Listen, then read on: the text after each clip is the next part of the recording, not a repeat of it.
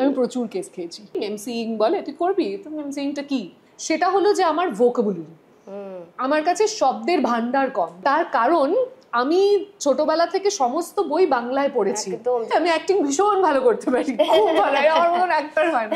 আমাকে দেখলেই লোকজনের হয়তো উইমেন এম্পাওয়ারমেন্ট মাথায় চলে আসে। রাধের আমি খুব ছিচকা দুনে, কিন্তু আমি ভীষণ ছিচকা দুনে। সরাসরি কারোকে বলা হয়, কারোকে সরাসরি না বললে পরে আকার ইঙ্গিতে বোঝানো হয় যে আমি তোমার সঙ্গে টাইম স্পেন্ড করতে চাইছি। আমরা honesty is equal to stupidity ধরে নিয়েছি, এগুলো গিভেন হয়ে গেছে। বাবা মা ছোটবেলায় যা যা কিছু ভ্যালিউজ শিখিয়েছে, আজকের দিনে দাঁড়িয়ে মনে হয় যে কেনই বা শেখালো, দিয়ে তো লোকে করেই বোর হওয়ার জন্য। আর আমাদের তো লং ডিস্টেন্স, তো আমরা হালকা করে বোর জয়ী হয়ে যাই, সঙ্গে সঙ্গে ও চলে যায়। আমি ভূতের ভয় পাই রাতে। ক্রিকেট দেখি, ছোটবেলায় ভীষণ দেখতাম, এখন আস্তে আস্তে I think there is too much cricket. তো দর্শক হিসেবে আমি বলবো যে ক্রিকেটের সঞ্চালিকা হিসেবে আমি বলবো যে it's good for the industry, but cricket লাভার হিসেবে আমি বলবো there is too much cricket. কিন্তু ছিটকে গেছি ক্রাশ হিসেবে নয়, মানে ভগবানকে সামনে দেখছি বলে ছিটকে গেছি, সেটা হয়েছে। কাকে? Adam Gilchrist. হ্যাঁ, তো এরা সবাই রয়েছেন, আর এদের মাঝখানে আমি ভেবলে গেলে হবে না। এত প্রিপেয়ার করো যে তুমি প্রচন্ড নার্ভাস থাকলে পরেও তোমার নিঃশ্বাসের মতন করে ততক্ষণে সব মুখস্থ হয়ে গেছে। You know exactly what you are here to do. আমার বরের সঙ্গে ঝগড়া হলে পরে আমি চ্যাট জিপিটির সাথে ডিসকাস করি। চ্যাট জিপিটি আমাকে বলে তোমার চেয়ে ভালো মেয়ে হয় না। সন্ধ্যেবেলায় 4 ঘন্টা শো করছি এমন একটা মিডিয়ামে which everybody calls a dying medium, but I am doing it because I love doing it. আমি চাই সোশ্যাল মিডিয়া আস্তে আস্তে ফেড করুক। প্র্যাকটিক্যালি জীবনে সবচেয়ে বেশি যেটা শুনেছি সেটা হলো ডিসরাপ্টার।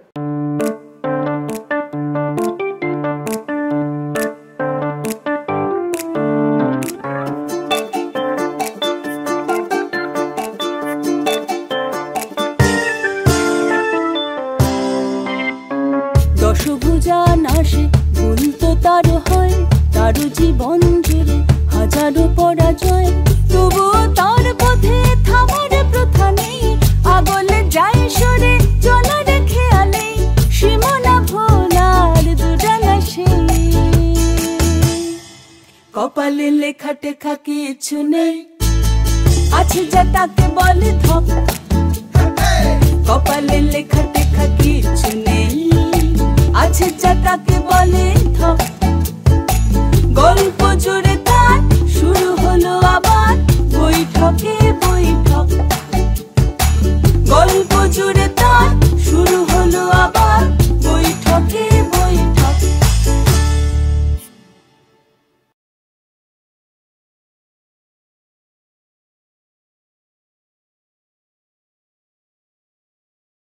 এই এপিসোডটি স্পন্সর হলেন অন্নপূর্ণা স্ন্যাক্স। নর্মালি পডকাস্টে যারা গেস্ট হয়ে আসেন তাদের সকলেরই একটা কিছু সাকসেস স্টোরি টাইপের শেয়ার করবার থাকে। আমার এখনো পর্যন্ত কোনো সাকসেস স্টোরি আমি তো খুঁজে পাইনি, কিন্তু ডেফিনেটলি স্বরলিপিদির কিছু মনে হয়েছে যে দেবী এসে এই সমস্ত কথা বলবে এবং মহামূল্য সমস্ত তথ্য শেয়ার করবে, লোকজনকে মোটিভেট করবে। সেই জন্যই ডাকা হয়েছে আমাকে আবার বৈঠকে বৈঠকে। কেন সেটা স্বরলিপিদি বলবে। আমার নাম দেবী সাহা। না, তুই যেখানে আছিস, তুই যেভাবে কাজ করিস সেটা মাল্টিটাস্কিং, মানে তুই নানা রকম ফিল্ডে কাজ করিস, যেটা খুব ইন্টারেস্টিং। এবং jack of all trades, master of none কি না? আমি বলি jack of all trades, master of ceremonies. যেহেতু এমসি হিসেবে কাজ করি, মাস্টার অফ সেরিমনিজ, ওই জন্য আমি নিজেকে এটা বলি। হ্যাঁ, কিন্তু তুই অনেক রকম কাজ করিস, যেটা আমাকে খুব মানে মনে হয়েছে যে ইন্টারেস্টিং। তোর সাথে অনেক গল্প করা যায় অনেক রকম সাবজেক্ট নিয়ে। আর যে টপিকে আজকে দাঁড়িয়ে যে অ্যাঙ্কারিং আমরা শুনতে পাই, যে এমসিং আমরা শুনতে পাই, আমি তোকে স্টেজেও দেখেছি, তুই অনেক বেটার। এবং বাংলাটাও তুই খুব ভালো বলিস, যেটা আমাদের খুব চেষ্টা করছি, যেহেতু বাংলার শো, বাংলা নিয়ে শো, চেষ্টা করছি যে এরকম বাঙালি আনা, বাংলা জানে, বাংলা ভালোবাসে যারা, তাদের সঙ্গে কথা বলতে। আমি বাংলা মিডিয়ামেই পড়েছি, সুতরাং আমি সমস্ত সাবজেক্ট বাংলাতেই পড়েছি। আমার যে ইংরেজিটা আসে সেটাই বরং আমার জন্য খুব ভাগ্যের ব্যাপার, যে ইংরেজিটা রাদার ইংরেজিটা খুব একটা আসে না, এটা একটা আমার সমস্যা। না, মানে না আসাটা কোনোটাই কোনো প্রবলেম নয় অ্যাজ সাচ, কেননা আমার মনে হয় যে আমরা ভাষার উপরে অনেক বেশি ফোকাস করে বসে থাকি দেন কি বলছি, কিভাবে বলছি, এটা অনেক বেশি ইম্পর্টেন্ট হয়ে যায়। আমাদের প্রফেশনের ক্ষেত্রে তো তবু ঠিক আছে, কিন্তু এখন জীবনেও অনেক বেশি ইম্পর্টেন্ট হয়ে যাচ্ছে যে কিভাবে বললো, একদম কি বললো সেটার দিকে আর আমরা কিরম ভাবে বললো, এই যে হলো কি হলো সেটা নিয়েও প্রচন্ড একটা চর্চা চলে, মানে অদ্ভুত চর্চা চলে, শেমিং চলে। দেবী নামটা কেন, মানে এটা খুব ইন্টারেস্টিং। বাবা, ভাগ্যিস দেবী নামটা, তার কারণ আর যদি আমি দিন 15 পরে বা দিন 20 পরে যদি জন্মাতাম তাহলে আমার নাম লক্ষ্মী হতো বা কোজাগরি হতো, এরকম কিছু একটা হতো। কোজাগরি হলে মন্দ হতো কি জানি না, বা বড্ড বড় হতো। আর যদি আর তার কয়েকদিন পরে হতো তাহলে কালী হতো, শুধু শ্যামা হতো, এরকম কিছু একটা। দুর্গাপূজার সময় জন্মে, দেবী পক্ষের মধ্যে জন্মেছিলাম বলে দেবী। দেবী ভাগ্যিস, মানে আমাকেও পূর্ণিমা রেখে দিচ্ছিলেন, পূর্ণিমার দিন বাবা দারুণ, কি দারুণ হতো না পূর্ণিমার বৈঠক। আমার তো ওই লাইনটা বা পূর্ণিমার চাঁদ যেন ঝলসানো রুটে। আমার তো নিজের নামটা আমার পুজোর আগে, মানে পুজোর আগে ওই সময়টা তো নিজের নামটা খুব পছন্দ হয়, কারণ ওই একটাই সময় আমি হোর্ডিংয়ে সব জায়গায় দেখি যে দেবী দেবী দেবী দেবী সব জায়গায় ভর্তি। আর আমাকে নিয়ে প্রচুর গান বানানো হয়, আমার খুব ভালো লাগে, আমাকে ছাড়া গান হয় না। গানের বই, স্বরলিপি। কিন্তু আর ছোট নামটা না, দেবী সাহা, 8 অক্ষরে কমপ্লিট। কি মজা, কম লিখতে হতো, মিডল নেম নেই, কিচ্ছু নেই। আমার স্কুলে একটা ছেলের নাম ছিল, এটা খুব মানে বাজে, এখন যদি ও যদি দেখে তাহলে ওর মনে হবে যে স্কুলে একবার ট্রোলড হয়েছে, এখন আবার ট্রোলড হচ্ছি সবার সামনে। তো ছেলেটির নাম ছিল সুপতিত। আর আমাদের বাংলা ম্যাম, যিনি সুপর্ণা ম্যাম ক্লাসে ওকে জিজ্ঞাসা করেছিল যে কোন বাবা মা নিজের ছেলের নাম সুপতিত রাখে, ভালোভাবে পড়ে গেছে সুপতিত। পরে আমরা ওকে অন্যভাবে সেটার মানে বুঝিয়েছিলাম যে কেন রেখে থাকতে পারে, ভালোভাবে পড়েছে। বুঝে গেছি। তো দেবী কলকাতার মেয়ে নাকি? কলকাতার কন্যা। কলকাতার কন্যা, হ্যাঁ। তো তোমার তো ইনস্টারি পেজ আছে, কোথায় থাকতে? কলকাতার কন্যা। আমার জন্ম বাঘাযতীনে, মানে বাবার বাড়ি বাঘাযতীন, আর মায়ের বাড়ি সোনারপুর। আর পড়াশোনা কোথায় করেছো? পড়াশুনো ছোটবেলায় পঞ্চশায়র শিক্ষা নিকেতন বলে একটা স্কুলে পড়াশুনো, সেটা ওখানেও ওয়েস্ট বেঙ্গল বোর্ড, তারপরে যাদবপুর বিদ্যাপীঠ, সেটাও ওয়েস্ট বেঙ্গল বোর্ড। যাদবপুর বিদ্যাপীঠ 11-12 যাদবপুর বিদ্যাপীঠ। তো তুমিও তাই? হ্যাঁ, যাদবপুর বিদ্যাপীঠ 11-12, তারপরে আশুতোষ কলেজ ইংলিশ অনার্স। আচ্ছা, বাহ, কি নিয়েছিলে যাদবপুরে? যাদবপুরে বায়ো হিউম্যানিটিস নিয়েছিলাম, বায়োলজি পড়তে ভালোবাসতাম, সেই জন্য ওটা রাখতে চেয়েছিলাম। অদ্ভুত সাবজেক্ট ওখানেই ছিল। না, বায়োলজি তো সব জায়গাতেই থাকে, বাট ওই বায়ো হিউম্যানিটিস এর অপশনটা সমস্ত স্কুলে থাকতো না। না বলছি তো, আমি মানে আর্টস আর সায়েন্স মিলিয়ে আর কি। আমার যেমন ইকোনমিক্স, জিওগ্রাফি, স্ট্যাটিস্টিক্স, ম্যাথস, তারপর স্ট্যাটিস্টিক্সটা টানতে পারিনি বলে পল সায়েন্স, মানে কি অদ্ভুত একটা। ও, আর আমার তার মানে তোমার আমার কাছাকাছি ছিল, বিকজ আমার ছিল হচ্ছে ইকোনমিক্স, জিওগ্রাফি, আমার ছিল বায়োলজি, জিওগ্রাফি, বায়োলজি, পল সায়েন্সটা ছিল। পল সায়েন্সটা মানে খুবই কঠিন। আমি পলিটিক্যাল সায়েন্স পড়তে খুব ভালোবাসতাম, কারণ অনেক সময় হতো যে অনেক পড়াশোনা করে ফেলেছি, রাত্রিবেলা ঘুম আসছে না, তখন পলিটিক্যাল সায়েন্স বই আমার খুব কাজে লাগতো।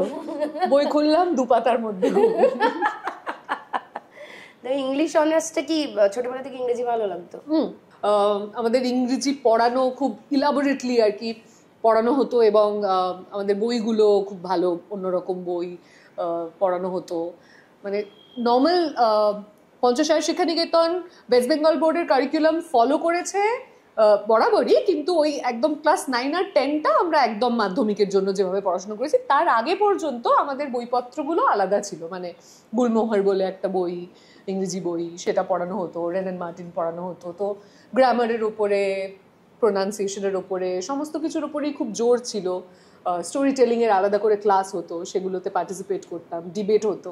আচ্ছা, তো সেগুলো করতে খুব মজা পেতাম। তখনই ভেবেছিলাম যে লিটারেচার পড়বো, বায়োলজিটা রেখেছিলাম বায়োলজিটা পড়তে ভালো লাগতো বলে, সেটা ছাড়তে চাইনি। যত রকমের ফাঁকিবাজি সম্ভব সব রকমের করে, ভাগ্যিস করে, না হলে পল সায়েন্সে যত কম নাম্বার পেয়েছিলাম তাতে আমার গ্রেডস যে অবস্থায় গিয়ে দাঁড়াতো, সেখানে আমাকে বায়োলজি আর জিওগ্রাফি অনেক সাহায্য করেছিল। তুমি কি বাউল স্যার পেয়েছিলে? হ্যাঁ, ডেফিনেটলি পেয়েছিলাম। দুই ছাত্রী। যাই হোক, তো তোমার এই মানে বাচিক শিল্পী হওয়ার ইচ্ছেটা কবে থেকে হলো?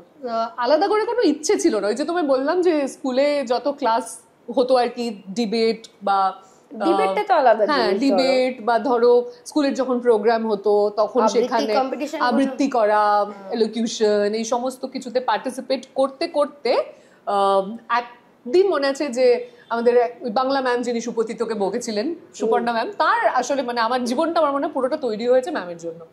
তো সুপর্ণা ম্যাম একদিন মনে আছে যে স্কুলে একটা প্রোগ্রাম হচ্ছিল, স্কুল ফাংশন যেরকম হয় সেটা হচ্ছিল, আমি খুব কথা বলতাম, আমি সমানে ম্যামকে জ্বালাচ্ছিলাম, পাশে দাঁড়িয়ে বিরক্ত করছিলাম আর কি। তো ম্যাম তখন একবার খুব বিরক্ত হয়ে ম্যাম অ্যাঙ্কারিং করছিলেন, যে দেখ বাবা তুই মাইকটা ধরে কথা বলতো, আমাকে একটুখানি রেহাই দে বলে উনি মাইকটা ধরে আমাকে নামের কতগুলো ওই লিস্ট পর প্রাইজ ডিস্ট্রিবিউশন হচ্ছিল, ওটা দড়িতে বলছে যে মাইকে করে গিয়ে অ্যানাউন্স করতো, আমাকে একটু রেহাই দে বলে মাইক ধরে ওটা নিয়ে কথা বলতে আরম্ভ করলাম, এবং কোথাও হোঁচট খেলাম না, মানে করলাম পুরোটা। তো পরে এই ঘটনার পর ম্যাম আমার বাবা মাকে বলেছিলেন যে ওর একদম স্টেজ ফিয়ার যেটাকে বলে, স্টেজ ফ্রাইট, সেটা একদম নেই। তো এই মাধ্যমিকের আগে একটা সর্ট অফ ক্যারিয়ার কাউন্সিলিং আমাদের ছোট স্কুলের যেভাবে সম্ভব হতো আর কি, হ্যাঁ হয়েছিল। তো সেটা করা যখন হয় তখন সুপর্ণা বড় স্কুলেও হয় না, হয় তখনকার দিনে হতো কিনা আমি জানি না, এখন তো অনেক কিছু হয় না। আমি 89 বর্ন, সুতরাং খুব একটা তো তোমার থেকে একেবারেই ছোট নই। তো আমাদের স্কুলে এটার ওপর নজর দেওয়া তখন হয়েছিল। তো তখন ওই টেস্টের মানে যেটা টেস্ট পরীক্ষা হতো আর কি, তার জাস্ট আগে তো বাবা মাকে যখন ডেকে সুপর্ণা ম্যাম, শুভ্রা ম্যাম, কেয়া ম্যাম সবাই মিলে বললেন যে দেবী যদি অ্যাঙ্কারিং করতে চায় তাহলে দেবীকে সেদিকে পুশ করা ভালো। যেখানে লোকে বলে ডাক্তার ইঞ্জিনিয়ারিং এর জন্য পড়াও, সেখানে তোমাকে বলছে যে তুমি অ্যাঙ্কার হতে পারো। আর এটা যদি ধরো পরে আমি কোনোভাবে, আমার তো মনে হয় না মাথাতেই আসতো বলে যে এটা প্রফেশনও হয়, এটা আমি ভাবতাম যে স্কুলে অ্যাঙ্কারিং করছি। আমাদের সময় কিন্তু রিসাইটেশন আবৃত্তিটা একটা বড় প্রফেশন ছিল, এখন যেটা প্রায় অবলুপ্তির পথে। কিন্তু মানে অ্যাঙ্কারিংটা তো সেই সময় রেডিও ভাবিনি তখনও একদম, মানে আমার তো কোনোভাবে কোনো চিন্তাতেই ছিল না। ম্যামরা বলবার পর যেটা হয়, শিক্ষক শিক্ষিকারা কিছু বললে পরে সেটা বাবা মায়েরা একটু সিরিয়াসলি নেন। তো আমারও মাধ্যমিকের পর যখন রেজাল্ট বেরোলো, হায়ার সেকেন্ডারিতে যখন ভর্তি হলাম, তখন একটা অ্যাঙ্কারিং এর ক্লাস এই ঢাকুরিয়াতে একটা অ্যাঙ্কারিং ইনস্টিটিউটে, সেটার মা খোঁজ পেয়ে, হ্যাঁ ইনস্টিটিউশন ছিল, কিন্তু সেটা আমার খুব বেশি কাজে লাগেনি, কারণ খুব একটা ক্লাস করিনি ওখানে। তো সেখানে মা দেখলো যে এরকম অনেকে, নিউজ পেপারে অ্যাড ছিল একটা, যে অনেকে ওখানে অ্যাঙ্কারিং শেখান, মীর শেখান, ব্রততী বন্দ্যোপাধ্যায় শেখান। আচ্ছা মনে পড়েছে, হ্যাঁ তো এটা এসেছিল মাঝখানে। যাবি এখানে, আমিও দেখে খুব এক্সাইটেড, মীর অ্যাঙ্কারিং শেখা, তখন খাস খবর দেখেছি, খাস খবর দেখে মীরের ফ্যান। তো হ্যাঁ যাবো। তো গিয়ে আমি দেখলাম যে একদিন করেই ওদের ক্লাস থাকতো। তো আমি ব্রততী বন্দ্যোপাধ্যায় আর মীর আফসার আলীর ক্লাস করেছিলাম, দুটো ক্লাস করেছিলাম। তাছাড়া ওখানে যে খুব একটা পরীক্ষা দিতে হয় গুলো ওখানে কিছু করিনি, সেটা যে খুব বেশি কাজে লেগেছে ওটা নয়। আমাকে প্রনাউন্সিয়েশন নিয়ে কিছু করেছো, মানে তুমি এত সুন্দর আবৃত্তি করতাম ছোট থেকে। আচ্ছা সেটা কার কাছে শিখেছো? বা নিজে? বাবার কাছে। বাবার উচ্চারণ নিশ্চয়ই। হ্যাঁ বাবার উচ্চারণ ভালো, বাবা কবিতার বই পড়ানো, মানে ফ তোমাকে বাবাই শিখিয়েছে। আচ্ছা ক স্কুলে আমি ওই সুপর্ণা ম্যাম, বাবা, এরা দুজনেই কবিতা পড়ায় খুব। ফোনেটিক গুলো তো বাংলাতেও ভীষণ আছে, ভ কোথা দিয়ে উচ্চারণ হবে, তো এইগুলো তোমাকে বাবাই শিখিয়েছেন। হ্যাঁ মানে ওভাবে আমার মনে হয় না আলাদা করে ক্লাস নিয়ে কিছু শিখিয়েছে বলে, যেহেতু বলতে দেখেছি ফ বলেন, ফ বলেন না, বা ভ বলেন, ভ বলেন না, সেই তো অটোমেটিক্যালি আমি ওটা মানে শুনে আমারও কখনো মুখ থেকে ফ বেরোয়নি। পরে জেনেছি যে ফ বলে কিছু হয়ই না, ফুল হয়। হ্যাঁ হ্যাঁ, তো সেটা অনেক পরে জেনেছি যে আচ্ছা অনেকে ফ বলছে। ছোটবেলায় যেহেতু কানে যেহেতু বাবাকে বলতে শুনেছি পরিষ্কার করে কথা, সেহেতু যদিও আমার বাড়িতে সবাই বাঙাল, মানে আমার বাবার দিকের লোকজন বাঙাল, সুতরাং হ্যাঁ সুতরাং আইসে খাইসে যাইসে এই সমস্ত তো অবভিয়াসলি বাড়িতে শুনছি। তো আমার সেটাও খুব ভালো লাগতো যে মামার বাড়িতে সবাই একভাবে কথা বলে, এলুম গেলুম করে কথা বলে। হ্যাঁ বাঘ বাবাটি, হ্যাঁ। তো ওটা খুব ইন্টারেস্টিং আমার লাগতো যে ওখানে সবাই একরকম করে কথা বলে, সগড়ি বলেন, হ্যাঁ এটোকে। বাবা এই বাড়িতে সবাই বলছেন এঠো, এটোও বলছেন না। তো তখন বাবা এটা যেরকম, পিড়ে শুনেছো? পিড়ে মানে কি? উঠোন। ও না, এটা শুনিনি। এটা বর্ধমানে বলে। ও আচ্ছা, পিড়ে। আমাকে বলেছে যা পিড়ে থেকে নিয়ে ঝুড়িটা। আমি ভাবছি পিড়ি কোথা থেকে কিছু দেখতেই পাচ্ছি না ঘরের মধ্যে। তো অনেক কষ্টে ঠাম্মা বোঝালো উঠোনে একটা ঝুড়ি রাখা আছে, উঠোনটা আর বলছে। আচ্ছা উঠোনটাকে বলছে পিড়ে। উনুনের পাশে পিড়ে, ওখানে গিয়ে ঝুড়ি আছে উনুনের পাশে। আমরা উঠোনে যাবো, বলছে হ্যাঁ পিড়ে। আমার ছোট থেকে এটা খুব ইন্টারেস্টিং লাগে যে বাংলা এত ধরনের, বাবার বাড়িতে একরকম বলছে, মায়ের বাড়িতে একরকম বলছে, যিনি বাড়িতে কাজ করতে আসছেন মাসি তিনি বলছেন ও কচিতে রে আয় নো কি পড়েছে। তো আমার প্রচন্ড ব্যাপারটা ইন্টারেস্টিং লাগতো যে কত রকম করে বলি চল যাচ্ছি। তো আমি খুব মানে ওটাকে যে বলি চল যাচ্ছি, তো আমি ওটা প্রচন্ড কপি করার চেষ্টা করতাম যে কি করে বলছে, মানে ডায়ালেক্টটা একদম আলাদা, উচ্চারণের ধরনটা খুব আলাদা। তো এটাও আর ইনফ্যাক্ট মানে এরকমও হচ্ছে যে মানে বাবাদের আত্মীয় তিনি হয়তো বাংলাদেশের অন্য একটা কোথাও থেকে তিনি এসেছেন, তিনি যখন এসে কথা বলছেন তার কথা বলবার ধরন আবার একদম আলাদা। যেরকম আমার ধরো বড় মামির বাড়ি বহরমপুরে, তাদের কথায় একটা অন্যরকম টান, ছোট মামির বাড়ি রামপুরহাটে, তাদের কথায় বীরভূমের একটা অন্য ধরনের টান। আমার এটা খুব ইন্টারেস্টিং লাগতো যে সবার কথার একটা আলাদা আলাদা টান আছে, অথচ একটাই ভাষা। 7 দিন ধরে যদি ওদের সাথে থাকো ওই টানটা কিরকম, বাড়িতে এসে একদম টানটা খুব টানতো। একদম ঠিক বলেছো, বাড়িতে এসে আমি আবার এরকম করে কথা বলার চেষ্টা করতাম, আর এটাই মজার লাগতো আমার মনে হয়। যে যেমন পাহাড়ি জায়গায় গেলে ওদের মতো করে এরকম করে কথা বলে, তোমার সাথে বেশ মানে আমার মিলটা পাচ্ছি, কারণ আমার ওগুলো খুব, আমি হয়তো অত ভালো মিমিক্রি করতে পারি না। না আমিও সবাইকে করতে পারি না। ঝর্ণা মাসি বলে একজন বাড়িতে যিনি কাজ করতেন, ঝর্ণা মাসি নন, ঝর্ণার মা, তাকে যেরকম। আচ্ছা, তোমার জন্য আছে এগ বেনেডিক্ট। ও আমি ভীষণ ভালোবাসি খেতে। যাক, এটা আমি ভাবলাম যে তোমার নিশ্চয়ই খুব ভালোবাসি আমি খেতে।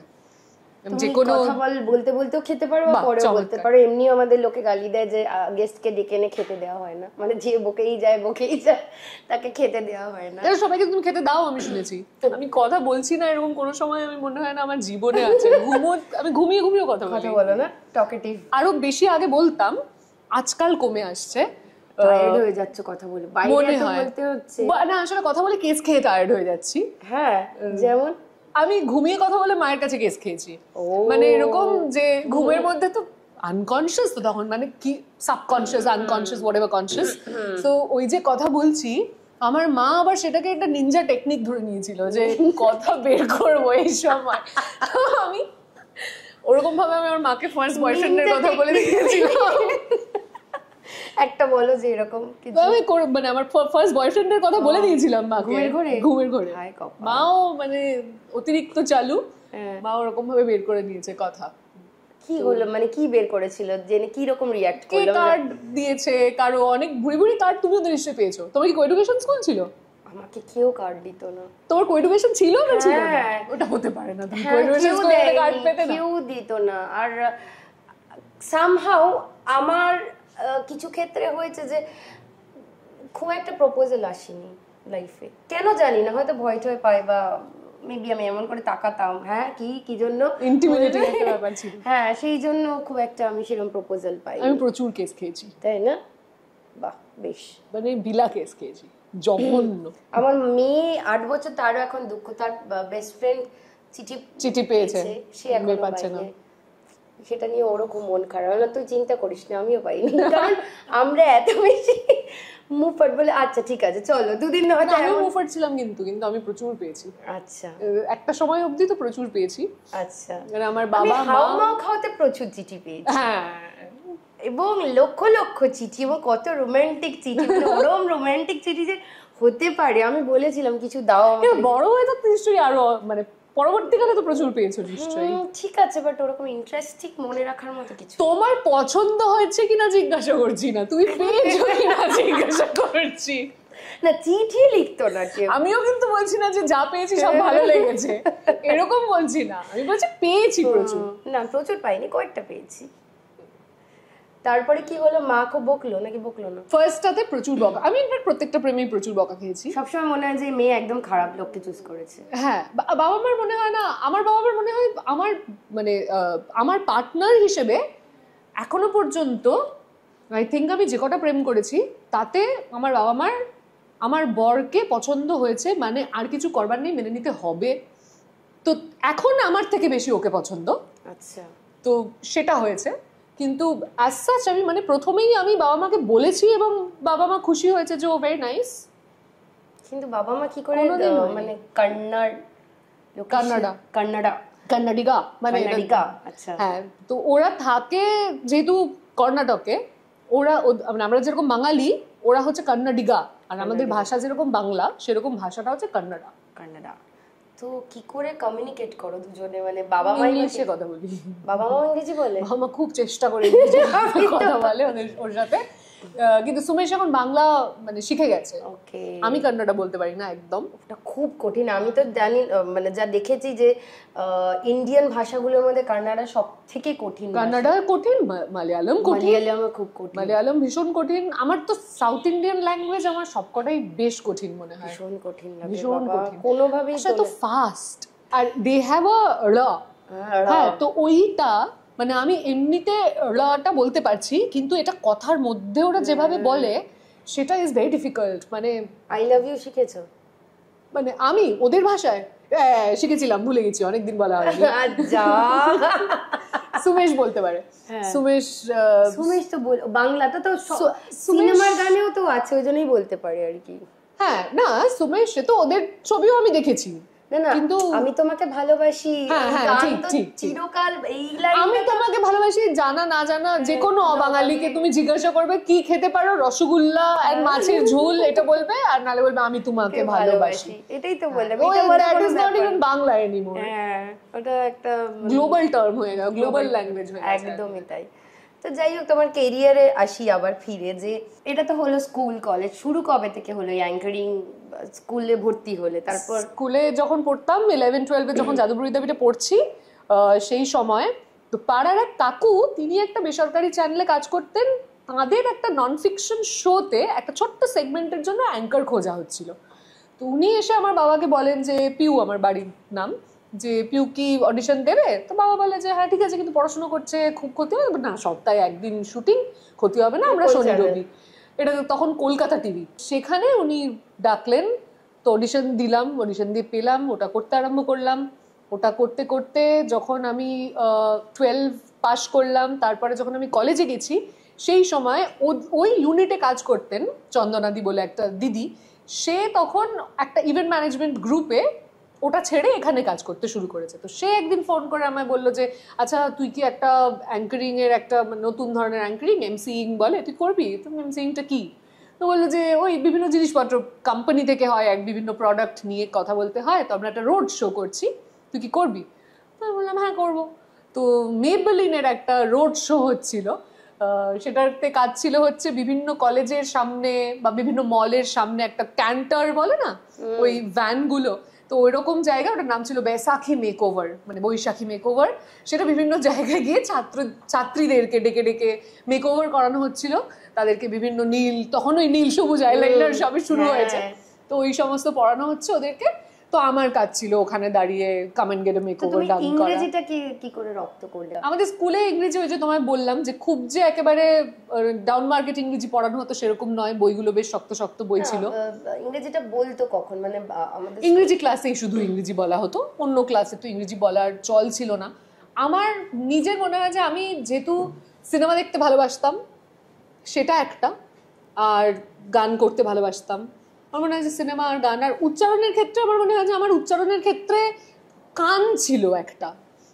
এটা আমার মানে আমি তোমাকে এক্স্যাক্টলি টেকনিক সেরকম ভাবে বলতে পারবো না কোনো কিছুর, তার কারণ হচ্ছে যে আমি থেকে রপ্ত হয়ে গেছিল, তুমি ফ্লুয়েন্টলি ইংরেজি বলতে পারতাম, কিন্তু মানে ফ্লুয়েন্টলি ইংলিশ বলতে পারতাম। এমসিং করতে গেলে তো, যেটা আমার ভীষণ প্রবলেম, আমি একদম ইংরেজিটা বলতে পারি না, মনেই রাখতে পারি না ঠিক করে। এটা আমার বাংলা মিডিয়ামে হওয়ার, আমি অনেক কাজ ওই কারণে করতে পারিনি, তো এটা আমার কাছে ভীষণ চ্যালেঞ্জিং মনে হয়। যে হ্যাঁ, আমার মনে হয় স্বরলিপিটি এটা আমার হলেই হতে পারতো, কারণ বাংলা মিডিয়ামে পড়া ছেলে মেয়েদের যতই আমরা যা কিছু বলি না কেন একটা এমটিআই থাকে, এবং আমার মনে হয় আমারও সেটা আছে, মাদার টাং ইনফ্লুয়েন্স আমাদের সকলেরই থাকে। তো আমারও অনেক সময় যে পেন বলতে গিয়ে ওই পেনটা দে, যে আমরা যেভাবে বাংলায় কথা বলি সেভাবে আমরা অনেক সময় ইংরেজিতে আমাদের একটা এক্সট্রা একটু স্ট্রেস দিয়ে কথা বলবার একটা প্রবণতা চলে আসে। সেটা কারোর বেশি, সেটা কম, আমার হয়তো সেটা 5% হয়, কারোর হয়তো সেটা 95% হয়, এই হয়তো ডিফারেন্স। কিন্তু বাঙালিদের বিশেষ করে বাংলা মিডিয়াম স্কুলে পড়াশোনা, ফ্লুয়েন্সিটাও তো একটা বড় কারণ, মানে এটা কিন্তু আমার পরবর্তীকালে হয়েছে। এটা আমার স্কুলে পড়বার সময় যেটা মূলত, যেখানে আমি পরবর্তীকালে ইংরেজি অনার্স নিয়ে পড়তে গিয়ে যেটা আমি ফিল করেছি, সেটা হলো যে আমার ভোকাবুলারি, আমার কাছে শব্দের ভান্ডার কম। তার কারণ আমি ছোটবেলা থেকে সমস্ত বই বাংলায় পড়েছি, আমি জীবন বিজ্ঞান পড়েছি, আমি বায়োলজি পড়িনি, আমি ভূগোল পড়েছি, জিওগ্রাফি পড়িনি, তো সেই ক্ষেত্রে জ্যামিতি করেছি, তো ত্রিকোণমিতি করেছি। তো সেই ক্ষেত্রে আমি পরবর্তীকালে হায়ার স্টাডিজে গিয়ে যেরকম আমার একটা প্রথম আমি এটা ফিল করতে শুরু করি যে আমি চলতি ইংরেজি তো ঠিক আছে, কথা বলতে বলতে হয়ে গেছে, একটা কেতা, হ্যাঁ, একটা বলিউড হলিউডের একটা ইনফ্লুয়েন্স সেখান থেকে হয়ে গেছে, কিন্তু যেটা ল্যাক করছি সেটা হলো যে আমার বাংলা যতটা আমার কাছে শব্দের ভান্ডার রয়েছে, কাছে সেই ভান্ডারটা নেই। ফলে আমার লিখতে যতটা বেশি আমি কি বলবো, এবং এটাও রয়েছে যে আমি লিখতে যতটা আমার কাছে একটা স্বাচ্ছন্দ্য রয়েছে, বলার ক্ষেত্রে ততটা নয়। আমি লিখতে পারছি খুব সুন্দর, কারণ আমি অনেক সময় ধরে লিখছি, আমি ভেবে লিখছি, কিন্তু বলবার সময় I am actually looking for words. সেটা তখন রিগারাসলি প্রচুর বই পড়া শুরু করলাম, যেটা ছোট থেকে বাংলা বই বেশি পড়েছি, তখন 2-3 বছরের জন্য একদম নিয়ম করে যে বাংলা বই কম পড়বো, এখন ইংরেজি বই বেশি পড়বো, কেননা আমার শব্দ দরকার আরো অনেক বেশি।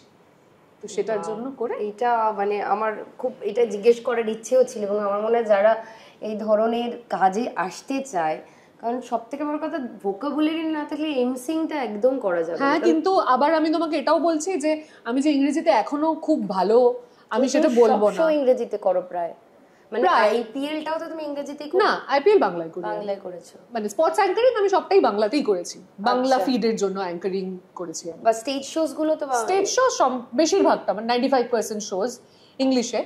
এবার সেটা বলো, সেটা কি জানো তো, করতে করতে এটা আমি খুব অনেস্টলি বলছি তোমাকে, যে তার কর্পোরেট শো করবার জন্য ইংরেজিতে মার্কাটারি হওয়ার একদমই দরকার পড়ে না। নিইনি জানো, এই ভয় যে আমি তোমাকে ওই একটা স্লাইড আছে, তো সেই একটা শো আর একটা শো এর মধ্যে ডিফারেন্স কন্টেন্টের এত কম, যে তুমি যদি বেসিক ইংরেজি তুমি যদি জানো, তো যদি এবার আমি যেটাকে বেসিক বলছি সেটা অন্য কারোর কাছে বেসিক না হতে পারে, সেটা কিন্তু আমি বলছি যে তার জন্য যে আমার মারাত্মক ভোকাবুলারি দরকার সেটা তো নয়, বরং এটা হয়েছে যে আমি শো করতে গিয়ে আমি দুবার স্টেজে ওঠার পর আমাকে ক্লায়েন্ট ব্যাক স্টেজ থেকে একবার ইশারা করে ডেকে আমি যখন কান পেতেছি তখন বলেছেন যে make it a little easier. Oh my god, মানে ডাম্ব ইট ডাউন, লোকজন রিলেট করতে পারছেন না, তো সেটাও বলেছে যে make it little easier, you are talking in a language they don't understand. So কি কাণ্ড, তখন I literally had to make it easier for people to that's the power of mass communication. You have to make it easy. লোকে বুঝতেই না পারলো আমি Shakespeare আওড়ালাম স্টেজে দাঁড়িয়ে, কোনো মানে হয় না। ডেফিনেটলি কোথায় গেছি আর কি করছি সেটা একটা বড় পয়েন্ট। আমি আমারটা জাহির করতে তো ওখানে যাইনি, আমার কাজ ওখানে লোকের সঙ্গে কমিউনিকেট করা, যেটা ওরা বলতে চাইছে সেটা ওদের কাছে পৌঁছে দেওয়া, এখানকারটা ওখানে অ্যাঙ্কারই তো মাঝখানে আমি কমিউনিকেট করছি এখানে। আমার নিজস্ব বক্তব্য ওখানে খুব কম একটা স্টেজ শোতে, আমার নিজস্ব কোনো বক্তব্য নেই। আমি একটা ব্র্যান্ডের মেসেজ আমার মতন করে আমার ভাষায় আমি কতগুলো লোকের কাছে পৌঁছে দিচ্ছি, ওইটুকু। I am just the medium there. ওখানে আমার কোনো বক্তব্য নেই। সেখানে এমন অনেক কথা আমি বলছি যেগুলো বেসিক্যালি বলতে আমার জঘন্য লাগছে। তারপরে কি হলো? রেডিওতে কি করে এলে? রেডিও তো অনেক পরে। তার আগে কি অ্যাক্টিং আমার মনে হয় না আমি করতে পারি বলে। তাই? কিন্তু তোমার নামে তো ভালো ভালো ডিরেক্টর, আমি যেদিনকে ওই পার্টিটাতে গেছিলাম সবাই পিছনে বলছিল যে খুব ভালো অ্যাক্টিং করে। আমি জানি না, আমি একদম মনে হয় না আমি অ্যাক্টিং করতে পারি বলে। আমার সত্যি বলছি, মানে চেনা জানা বড় ডিরেক্টর ওখানে বসে বলছিল যে খুব ভালো। তুমি কিসে কাজ করেছো? আমি তাহলে এইটা কেটে দেবে, আমি অ্যাক্টিং ভীষণ ভালো করতে পারি, খুব ভালো। আমার মতন অ্যাক্টর হয় না। অ্যাক্টিং জিজ্ঞাসা করছো? খুব কম। বিজয়া বলে একটা ওয়েব সিরিজ করেছি, যেটাতে ইয়ে ছিল, স্বস্তিকা মুখার্জি ছিলেন, তাও জার্নালিস্টের রোল। সো আমাকে যখন যে কোনো রোলে আমায় যখন কেউ ডেকেছে তখন সে আমাকে খুব স্মার্টলি আমাকে অ্যাপয়েন্ট করা হয়েছে। ও আচ্ছা, আমাকে অ্যাঙ্কারের চরিত্র দেওয়া হয়েছে। আচ্ছা, অ্যাঙ্কার, জার্নালিস্ট। বা আরেকটা ওয়েব সিরিজে আমি কাজ করেছিলাম, সেটা হলো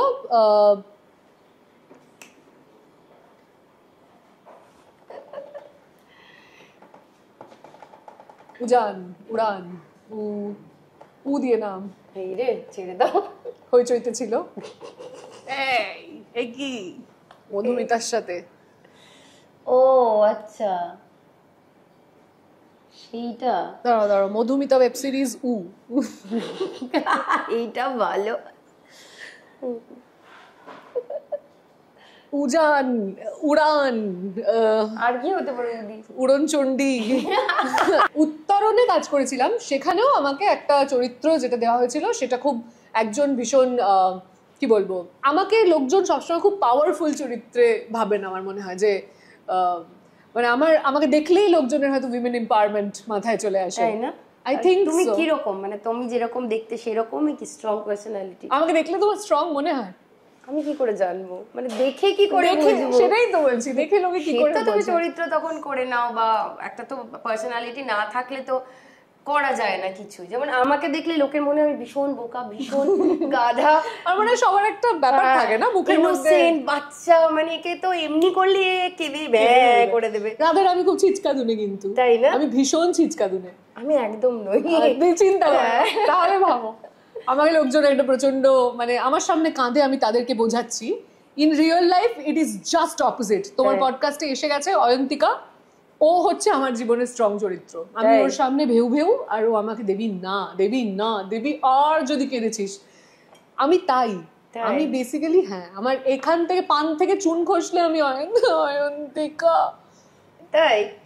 আচ্ছা, কেরিয়ারে যা ধরনের আসে অফার্স, আর নিশ্চয়ই এসেছে। হ্যাঁ, ক্লায়েন্ট থেকে শুরু করে। হ্যাঁ, মানে এসেছে ইন দ্য সেন্স তোমার জীবনে কি, আমি জানি না যে বলতে পারবে কিনা তুমি, যে আমার সাথে ডিনারে গেলে তোমার এটা বেড়ে যাবে, পোর্টফোলিও স্ট্রঙ্গার হবে।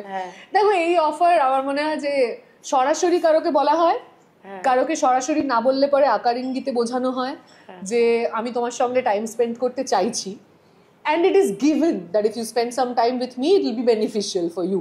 হয়তো সেটা বলছে না, হয়তো কারোকে সেটা বলেছে। আমাকে যেরকম সরাসরি কেউ এই কথাটা কখনো এভাবে বলেনি, কিন্তু তাই বলে যে আমি এটা বুঝতে পারিনি, ওরকম বোকা তো আমি নই যে এটা বুঝতে পারছি না। যে হঠাৎ করে একটা মানুষ আমার সঙ্গে এক্সট্রা সময় কাটাতে চাইছেন কেনই বা? একদিন দেখেছেন, দুদিন দেখেছেন, তাহলে চলো একদিন দেখা করা যাক, চলো একদিন আড্ডা মারা যাক। কথাটা আমাদের বাঙালিদের তো। এবার আমি যে একেবারে তাই বলে আড্ডা মারতে চলে যাইনি তাও নয়, কেননা আমার সত্যিই মনে হয়েছে যে অনেক সময় যে ফাঁদে আমরা পড়ি সেটা হলো যে হয়তো এই মানুষটাকে তোমার এমনিতে খুব ভালো লাগে, হয়তো তুমি তাকে এতদিন দূর থেকে দেখেছো না, তো তুমি তাকে একরকম ভাবে দেখে এসেছো, তোমার হয়তো এই মানুষটার তুমি এমনি ফ্যান, মানে হয় না কথা বলতে ভালো লাগে, আড্ডা মারতে। এবার তিনি যখন তোমাকে বলছেন যে আমরা একদিন আড্ডা দেবো, তুমি তো এক্সাইটেড হচ্ছো যে আরে অমুকের সঙ্গে আড্ডা দিতে যাবো। তো গেছি আড্ডা দিতে, ইজিলি অ্যাভেলেবল। হ্যাঁ, তো গেছি আড্ডা দিতে। আড্ডা দিতে গিয়ে মনে হয়েছে যে খুব একটা আড্ডা দিতে ইন্টারেস্টেড নয়, আর যাইনি আড্ডা দিতে। তো আর এটা একটু দুর্ভাগ্যজনক আমার মনে হয় যে এই যে আসলে তুমি, আমরা স্ট্রেংথ কথাটা না আমার আজকাল মনে হচ্ছে যে আমরা একটু ভুলভাবে ইউজ করি। আমরা এই কথাটাকে সবসময় আমার মনে হয় যে কাঁদে বলে উইক, বা কি বলবো, নিজের কথা খুব একটা কি বলবো পলিটিক্স করতে পারে না তাই উইক। হ্যাঁ, এই ধরনের আমরা একটা ভীষণ উইক আর মানে উইকনেস আর স্ট্রেংথের আমরা খুব অবজেক্টিভ গুলো গুলিয়ে ফেলছি। মানে আজকালকার দিনে আমার মনে হয় যে আমরা সমস্ত বিশেষণই খুব গুলিয়ে ফেলছি। মানে তুমি দেখবে যে আমরা কেউ যে মন খুলে ভালোবাসে আমরা তাকে ডেসপারেট বলি, যে নিজের কথা স্পষ্ট করে বলে দেয় আমরা তাকে বোকা বলি। আমরা honesty is equal to stupidity ধরে নিয়েছি, এগুলো গিভেন হয়ে গেছে। বাবা মা ছোটবেলায় যা যা কিছু ভ্যালিউজ শিখিয়েছে আজকের দিনে দাঁড়িয়ে মনে হয় যে কেনই বা শেখালো। মানে রিয়েল লাইফ অ্যাপ্লিকেশন তার কিছুই করা যায় না, একদম নেই। তো সেই ক্ষেত্রে আমার মনে হয় যে এটা উইকনেস, যে একজন মানুষ যাকে আমি এতদিন ধরে দূর থেকে দেখে এত তার প্রতি আমার একটা সম্মান ছিল, তার প্রতি আমার একটা অন্য ধরনের অ্যাডমিরেশন ছিল, তিনি এভাবে নিজেকে ছোট করলেন আমার মতন একজন খুব সাধারণ মানুষের সামনে। আমি তো ফ্যান ছিলাম।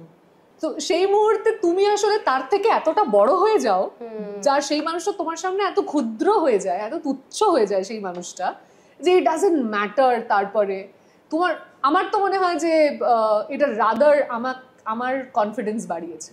রাত্রিবেলা ফোন টোন? হ্যাঁ এসেছে তো, ভিডিও কল এসেছে। ভিডিও কল আসছে কেন প্রথমত সেটাই বুঝতে পারছি না, যে আরে ভিডিও কল কোথা থেকে। তারপরে ভিডিও কল এসেছে, রিজেক্ট করেছি, ভিডিও কল করে ফোন করেছি। তখন বলে আরে ভিডিও কলটা কেন রিসিভ করছো না? মানে তুমি ফোনে বলো। তখন বলছে আর একটা কারণ আছে বলে তো করছি। তাহলে তোমার সঙ্গে কেউ আছে আমার চেনা পরিচিত কেউ, মানে কারোকে দেখাবে বলে করছো? তুই আড্ডা ফাড্ডায় কোথাও রোজ, আর কি কারণ থাকতে পারে? ভিডিও কল করে তোমাকে দেখাচ্ছে, দেখেছো, একে চিনতে পারছো, আর তো কোনো কারণ থাকতে পারে না। হঠাৎ করে আমাকে রাত্রি 11:30টায় ভিডিও কল কেন?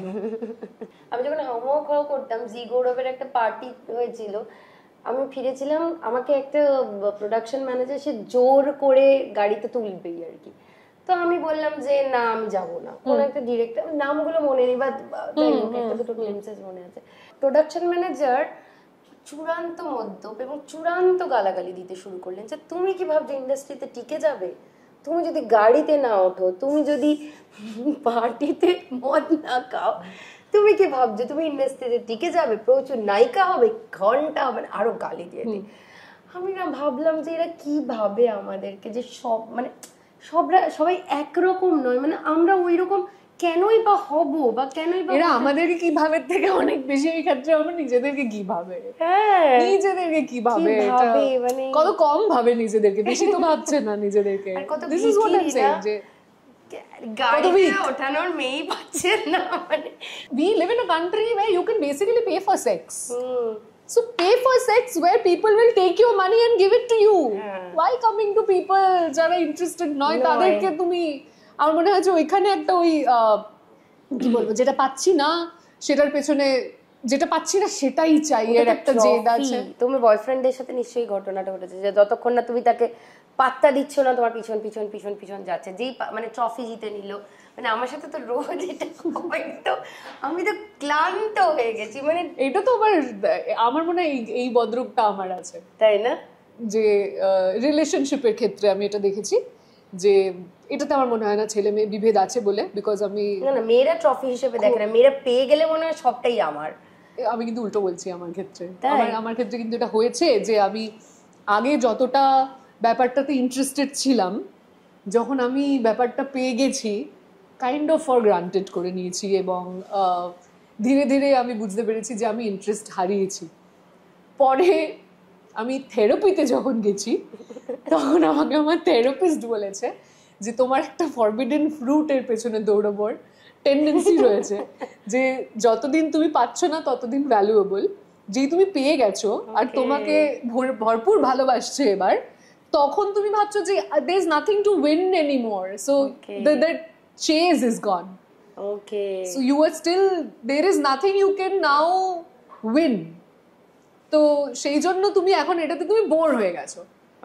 যে এটা আমি ঠিক সম্পর্কের ক্ষেত্রে বলবো না, এটা হয়তো মানে টুকটাক ক্যাজুয়াল ফ্লার্টিং এর ক্ষেত্রে আমি বলছি যেটা হয়েছে। সম্পর্কের ক্ষেত্রে হয়তো এতটা হয়নি এরকম ভাবে, but I think I have this tendency যে আমি তো বিয়ে করার পর মানে প্রেমটা কি করে হলো? বিয়ে তো লোকে করেই বোর হওয়ার জন্য, বিয়ের সঙ্গে এর কি সম্পর্ক? আচ্ছা তুমি বোর হওয়ার জন্য এত কম বয়সে বিয়ে করে ফেললে কেন? কম বয়সে কোথায় করেছি, 29 বছর বয়সে বিয়ে করেছি, ঠিকঠাক। আচ্ছা হ্যাঁ আমি ওরকম। আর আমাদের তো লং ডিস্টেন্স, তো আমরা হালকা করে বোর জয়ী হয়ে যাই, সঙ্গে সঙ্গে ও চলে যায় 15 দিন। আমি তারপরে কোথায় থাকে?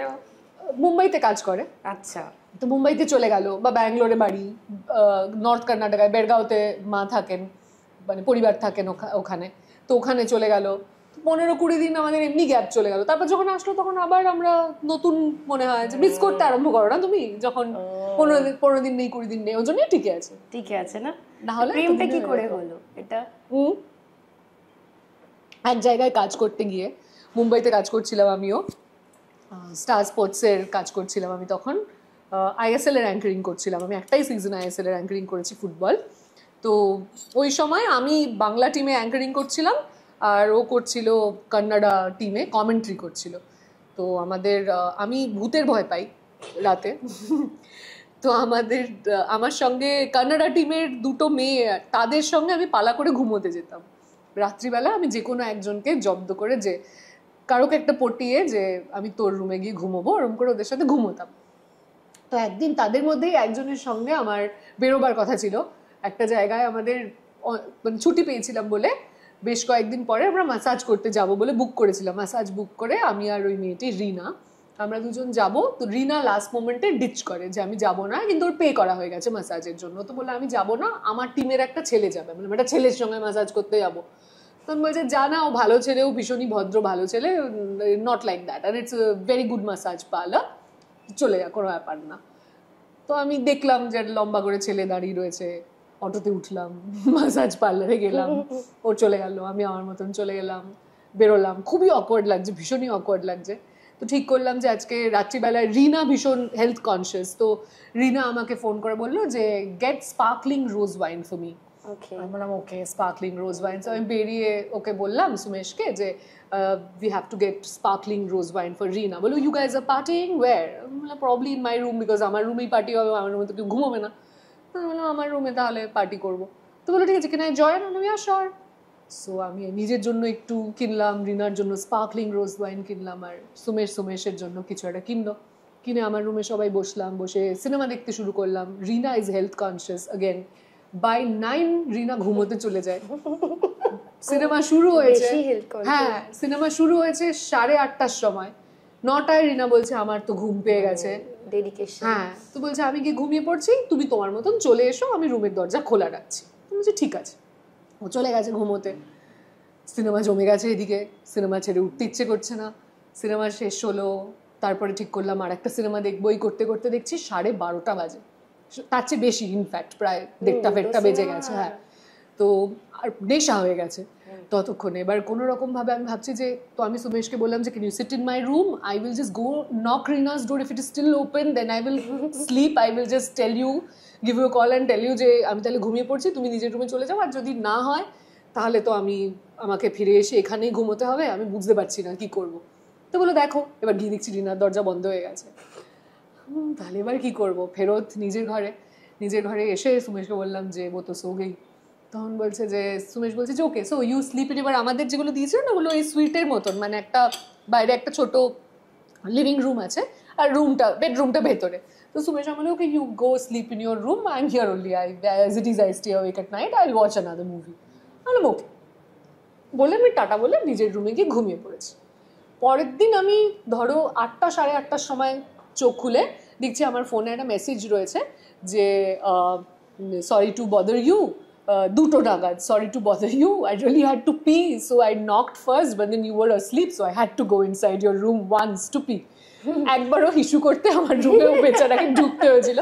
আর তারপরে আবার ধরো 7টা নাগাদ মেসেজ যে Debi I am leaving now, if you still get up and if you feel scared, you can give me a call. এত ভদ্র ছেলে যে সকাল 7টায় ঘর থেকে গেল, তাও মেসেজ করে যাচ্ছে, শুরুতেই বাবা হয়ে গেছে, যাবে কোথায় আর। শুরুতে বাবা হয়ে গেছে, একদম প্রথম দিন থেকে বাবা হয়ে গেছে, এখনো বাবা হয়ে গেছে, তাই না? খুব কেয়ারিং, খুব। সাউথ ইন্ডিয়ান ছেলেরা নাকি একটু কেয়ারিং হয়, আমি শুনি। Kant speak for all, but আমার বর একদম, মানে এদিক দিয়ে আমি বেশ লাকি যে একদম মানে ঠিক যেটা দরকার ছিল আমার মতন করবে একটু, আমার মতন মেয়ের যেটা দরকার, যে বোর হলেও মারিতাম জগৎ কিন্তু বাড়িতে এসে একটু কুচিকু। ভালো, তোমার সাথে বেশ আড্ডা দিয়ে বেশ মজা লাগছে। মানে আমি আমার কি বলবো, ছোটবেলায় ফিরে যাচ্ছি। মানে এই লাইফগুলো তো আস্তে আস্তে চলে যায় যত বড় হতে থাকি, বা দায়িত্ব আসতে থাকে জীবনে, তো সেই কারণে। তো তুমি এই যে বিভিন্ন ধরনের অ্যাঙ্কারিং করো, রেডিও জকি, তারপরে রাঁধুনি, নিজে রাঁধতে পারো? হ্যাঁ, ভালো রাঁধতে পারো?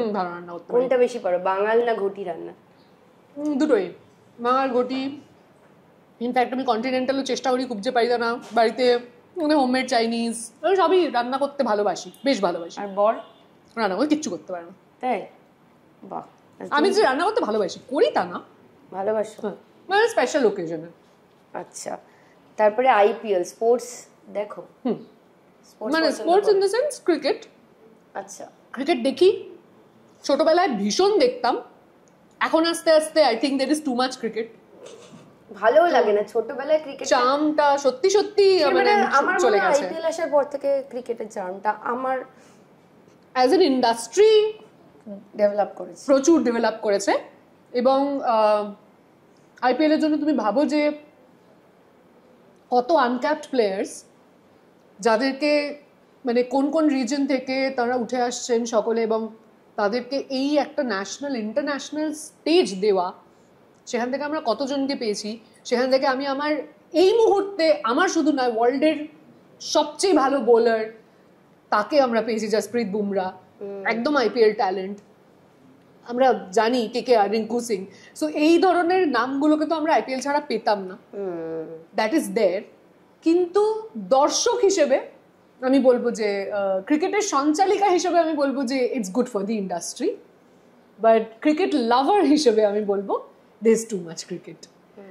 যে ওই চামটা হয়তো, যে একটা স্টারডম তৈরি হতো না আমাদের ছোটবেলায়, যে অজয় জাদেজা, হ্যাঁ, সচিন তুমি টেন্ডুলকার। প্রথমে অজয় জাদেজাই বললে কেন বলো? বিশাল ফ্যান আমি, জীবনে একটাই পোস্টার লাগিয়েছি বাড়িতে, সেটা হচ্ছে অজয় জাদেজা। সেটা কি খেলার জন্য? হ্যাঁ, ও খেলার জন্য। আমার ক্রিকেট আমি ভীষণ ভালোবাসতাম, ফুটবলটা আমি খুব একটা বুঝতাম না, কিন্তু ক্রিকেটটা সবারই কেন জানি না আমাদের বাড়িতে একটা, পাড়ার ছেলেরাও খেলছে, আমরাও খেলেওছি, এরকমও হয়েছে। বাট অজয় জাদেজাকে আমার সামহাও কেন ভালো লাগলো, অজয় জাদেজা সব মেয়ের সামহাও কেন ভালো লাগলো, কেতা সমস্ত মেয়ের অজয় জাদেজাকে আমাদের জেনারেশনে। শাহরুখ খান আর অজয় জাদেজা বোধহয় আমাদের একটা, তুমি জানো শাহরুখ খানের প্রতি নট সো মাচ, তাই না? আস্তে আস্তে গ্রো করেছে শাহরুখ খান। আমারও সেম, এবং যত বয়স বেড়েছে তত মনে হচ্ছে যে শাহরুখের মধ্যে একটা অন্যরকম ব্যাপার আছে, যে ইন্টেলেক্টটা বাঙালি মেয়েরা খোঁজে, সেইটা শাহরুখের মধ্যে আছে। যেটা আমি ছোটবেলায় শাহরুখ খানের ফ্যান ছিলাম না, ইনফ্যাক্ট শাহরুখ খানকে আমার এক দূরসম্পর্কের মামার মতন দেখতে, মামা ভাবতে। আমি শাহরুখ খানকে রাজা মামা বলতাম ছোটবেলায়, মানে মাকে বলতাম রাজা মামা সিনেমা, রাজা মামা সিনেমা, বিকজ শাহরুখ খানকে, রাজা মামাকে শাহরুখ খানের মতো বা শাহরুখ খানকে রাজা মামার মতন দেখতে ছিল। এখন আর রাজা মামাকে শাহরুখ খানের মতন দেখতে নয়, কিন্তু শাহরুখ খানের আমি তখন অত ফ্যান ছিলাম না। রাদার আমার মাসতুতো দাদা সালমান খানের ফ্যান ছিল বলে আমি বেসিক্যালি আমার মাসতুতো দাদার ফ্যান ছিলাম। ও যেহেতু সালমানের ফ্যান, তাই আমি সালমানের ফ্যান অটোমেটিক্যালি হয়ে গিয়েছিলাম। তারপরে আমি সেটাকে জাস্টিফাই করার জন্য বলেছিলাম যে সালমানের হেভি বডি, তো তাই আমি সালমানের ফ্যান। তারপর সালমানকে বিট করে ঋত্বিকের হেভি বডি চলে এলো, তখন আমি ঋত্বিকের ফ্যান ছিলাম। বেশ কয়েকদিন আমি ঋত্বিকের ফ্যান থেকেছি। ঋত্বিক একসময় বেশ সুন্দর, মানে হ্যাঁ, অনেক বছর আমি ঋত্বিকের ফ্যান থেকেছি। ঋত্বিকের ফ্যানের জন্য আমার জীবনের প্রথম প্রেমটা হয়েছে, বিকজ সে ঋত্বিকের আদব কায়দা কপি করতো। ওকে, তো সেই জন্য আমার তখন এই ওকে বলে কথা বলতো, হ্যাঁ জি সঞ্জনা ঘর পে হ্যাঁ ক্যা করে থ্যাংক ইউ বলতো। সেটার জন্য আমার ফার্স্ট প্রেমটা হয়ে গিয়েছিল। তারপরে ঋত্বিক টেকেনি, ঋত্বিক তারপরে প্রচন্ড ভাবে কষ্ট দিয়ে আমাকে চলে গেছে বলে আমি আর ঋত্বিকের ফ্যান থাকিনি বেশি দিন। তারপর আমি ঋত্বিককে সহ্য করতে পারতাম না। তারপরে আমার মনে হয় না আমাদের জানিস তুমি এখন কারো ফ্যান মানে ওই অর্থে ফ্যান বলছি, কিন্তু ফ্যান তো আমরা অনেকে এখনো আছে। কার্গো অ্যাক্টর হিসেবে যাচ্ছিলাম এখনো, কার আর মাধবন। ও আচ্ছা, হ্যাঁ, বাট তুমি দেখো যে তাহলে ওটাই স্টে করেছে, দ্যাট টিনেজ না। আমার কিন্তু একটা হয়েছে, সেটা বড় হয়েছে, সেটা হলো পেড্রো পাস্কাল। পেড্রো পাস্কাল আমি গেম অফ থ্রোনস দেখে প্রথম, কোন ক্যারেক্টারটা বলো তো, নামটা ভুলে যাই। প্রিন্স ওবরিন। হ্যাঁ, এক্ষুনি একটা কাজের জন্য বলে মিলন সোমানকে নিয়ে যদি আমরা কাজ করি, কিরকম একটা লাগে। ভালো লাগে না, কেন জানি ভালো লাগে না। আমারও মানে সেই অ্যাট্রাকশনটা হয় আসলে আমার মনে হয় বাঙালি মেয়েদের, yes okay there is salt and pepper and everything Milind Soman, but we literally don't go for people who are very fit. আমাদের একটু ভুঁড়ি টুড়ি চাই, একটু ভুঁড়ি, একটু নাদুস নুদুস, একটু না। আমি অতটা না পছন্দ করি না, বাট একটু মানে ইন্টেলেকচুয়ালি, যে কি জানো, সেক্সুয়াল ওই ব্যাপারটা দরকার আর কি। আমি আগে ভাবতাম আমি সেপিওসেক্সুয়াল, এখন আমার মনে হয় না আমি সেপিওসেক্সুয়াল।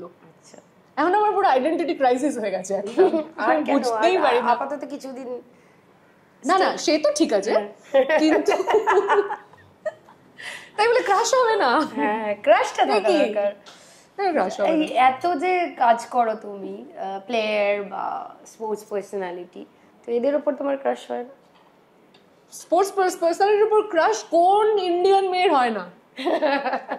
করে নেবে হয় না কার উপর এখন সো না আমার স্পোর্টস পার্সোনালিটির ওপর ক্রাশ ইন দ্য সেন্স সেরকম ভাবে আমার মনে হয় না যে অজয় জাডেজাকে তোমার যেরকম ছোটবেলায় ভালো লাগতো সেরকম আমার ভালো লাগতো ওই মানে ক্রাশ হিসেবে সামনে পেয়ে ছিটকে গেছি এটা কোনো স্পোর্টস পার্সোনালিটির ক্ষেত্রে আমার হয়নি কিন্তু ছিটকে গেছি ক্রাশ হিসেবে নয় মানে ভগবানকে সামনে দেখছি বলে ছিটকে গেছি সেটা হয়েছে কাকে অ্যাডাম গিলক্রিস্ট ও সো ফার্স্ট টাইম যখন গেছি স্পোর্টস অ্যাঙ্কারিং করতে তো আমাদেরকে যে হোটেলে রাখা হয়েছে আমরা ব্রেকফাস্ট বুফে সকালবেলায় যখন ওই বুফেটাতে গেছি তখন দেখছি যে এই টেবিলটাতে বসে আমি ব্রেকফাস্ট করছি এরকমই এক বেনেডিক্টের মতোই কিছু সামনে রয়েছে এরকম দুটো টেবিল পরে ওখানে একটা টেবিল সেটাতে একটা বড় টিম বসে রয়েছে সেখানে অ্যাডাম গিলক্রিস্ট বসে রয়েছে আমি মানে লিটারালি মানে আই কুড নট ইট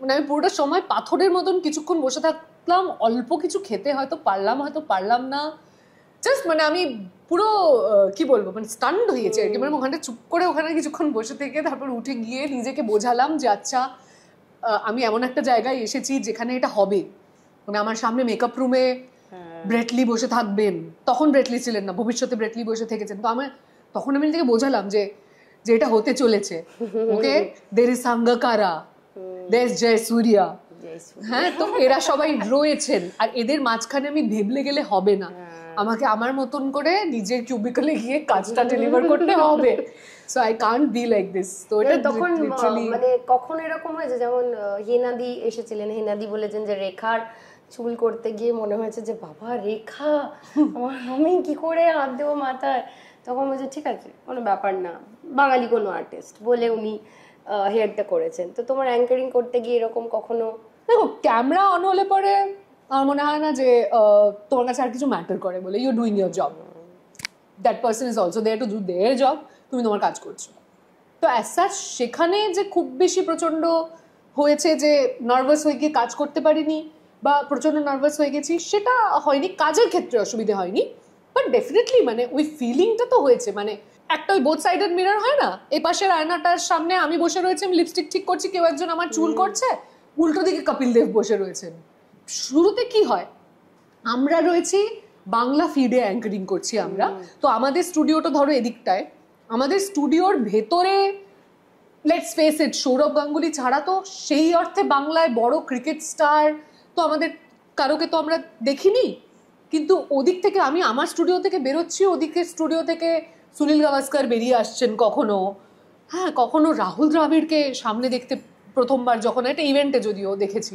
রাহুল দ্রাবিড়কে সামনে দেখছি কোনদিন ভিভিএস লক্সমানের সঙ্গে ইভেন্ট করতে গিয়ে ভিভিএস লক্সমান স্টেজে রয়েছেন আমি সেই ইভেন্ট হোস্ট করছি আমি ইন্টারভিউ করেছি বসে ভিভিএস লক্সমানকে সো সারিয়াল প্রচন্ড একটা আনরিয়াল প্রথম দিকে একটু মনে হয়েছে তারপরে আস্তে আস্তে ইউজ টু হয়ে গেছে আমার মনে হয় আমার ক্ষেত্রে যেটা কাজ করেছে সেটা হয়েছে যে যখন আমি কাজের ক্ষেত্রে তো দেয়ার ওয়াজ অলওয়েজ ইনফরমেশন যে আগামীকাল আমার এর সঙ্গে একটা ইন্টারভিউয়ের সেশন রয়েছে প্রিপেয়ার এত প্রিপেয়ার করো যে তুমি প্রচন্ড নার্ভাস থাকলে পরেও তোমার নিঃশ্বাসের মতন করে ততক্ষণে সব মুখস্থ হয়ে গেছে you know exactly what you are here to do তো তুমি প্রচন্ড ভেবলে গেলে পরেও তুমি কাজ বেরি করে দেবে তো এই ক্ষেত্রে আমার মনে হয় যে এবং সেরকম আমার ক্ষেত্রে ভিভিএস লক্সমানের ক্ষেত্রেই যেরকম একটা সলিড বড় চ্যাট অ্যান্ড ইন্টারভিউ আমি করেছিলাম তো সেই ক্ষেত্রে আমার এটা কাজে লেগেছিল যে আই প্রিপেয়ার মানে রিগারাসলি প্রিপেয়ার করে গিয়েছিলাম আমি যে আমি জানি এক্স্যাক্টলি আমি কি নিয়ে কথা বলবো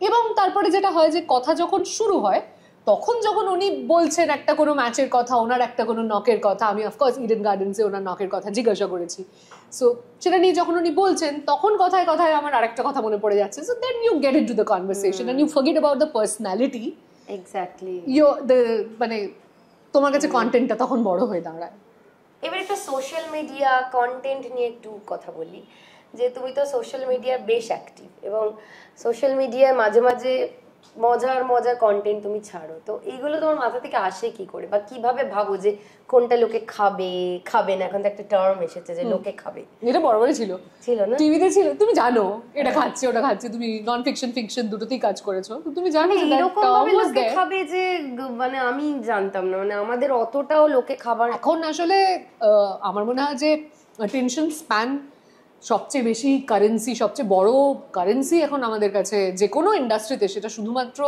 আমার মনে হয় না যে এন্টারটেনমেন্ট বা ফিল্ম ইন্ডাস্ট্রি বা এরকম কোথাও, যে কোনো বড় কর্পোরেটের কাছেও, অ্যাডভার্টাইজিং এজেন্সির কাছে, সবার কাছেই এখন সবচেয়ে বড় কারেন্সি হলো মানুষের অ্যাটেনশন স্প্যান, কিভাবে মানুষের মনোযোগ আকর্ষণ করা যায়। সোশ্যাল মিডিয়া আসাতে সেটা আরোই বেশি অ্যাগ্রেসিভ হয়েছে। 1 নম্বর তার কারণ হচ্ছে যে অ্যাক্সেসিবল মিডিয়া সবার কাছে রয়েছে, অ্যাজ সাচ বিরাট পয়সা খরচা করতে হচ্ছে না।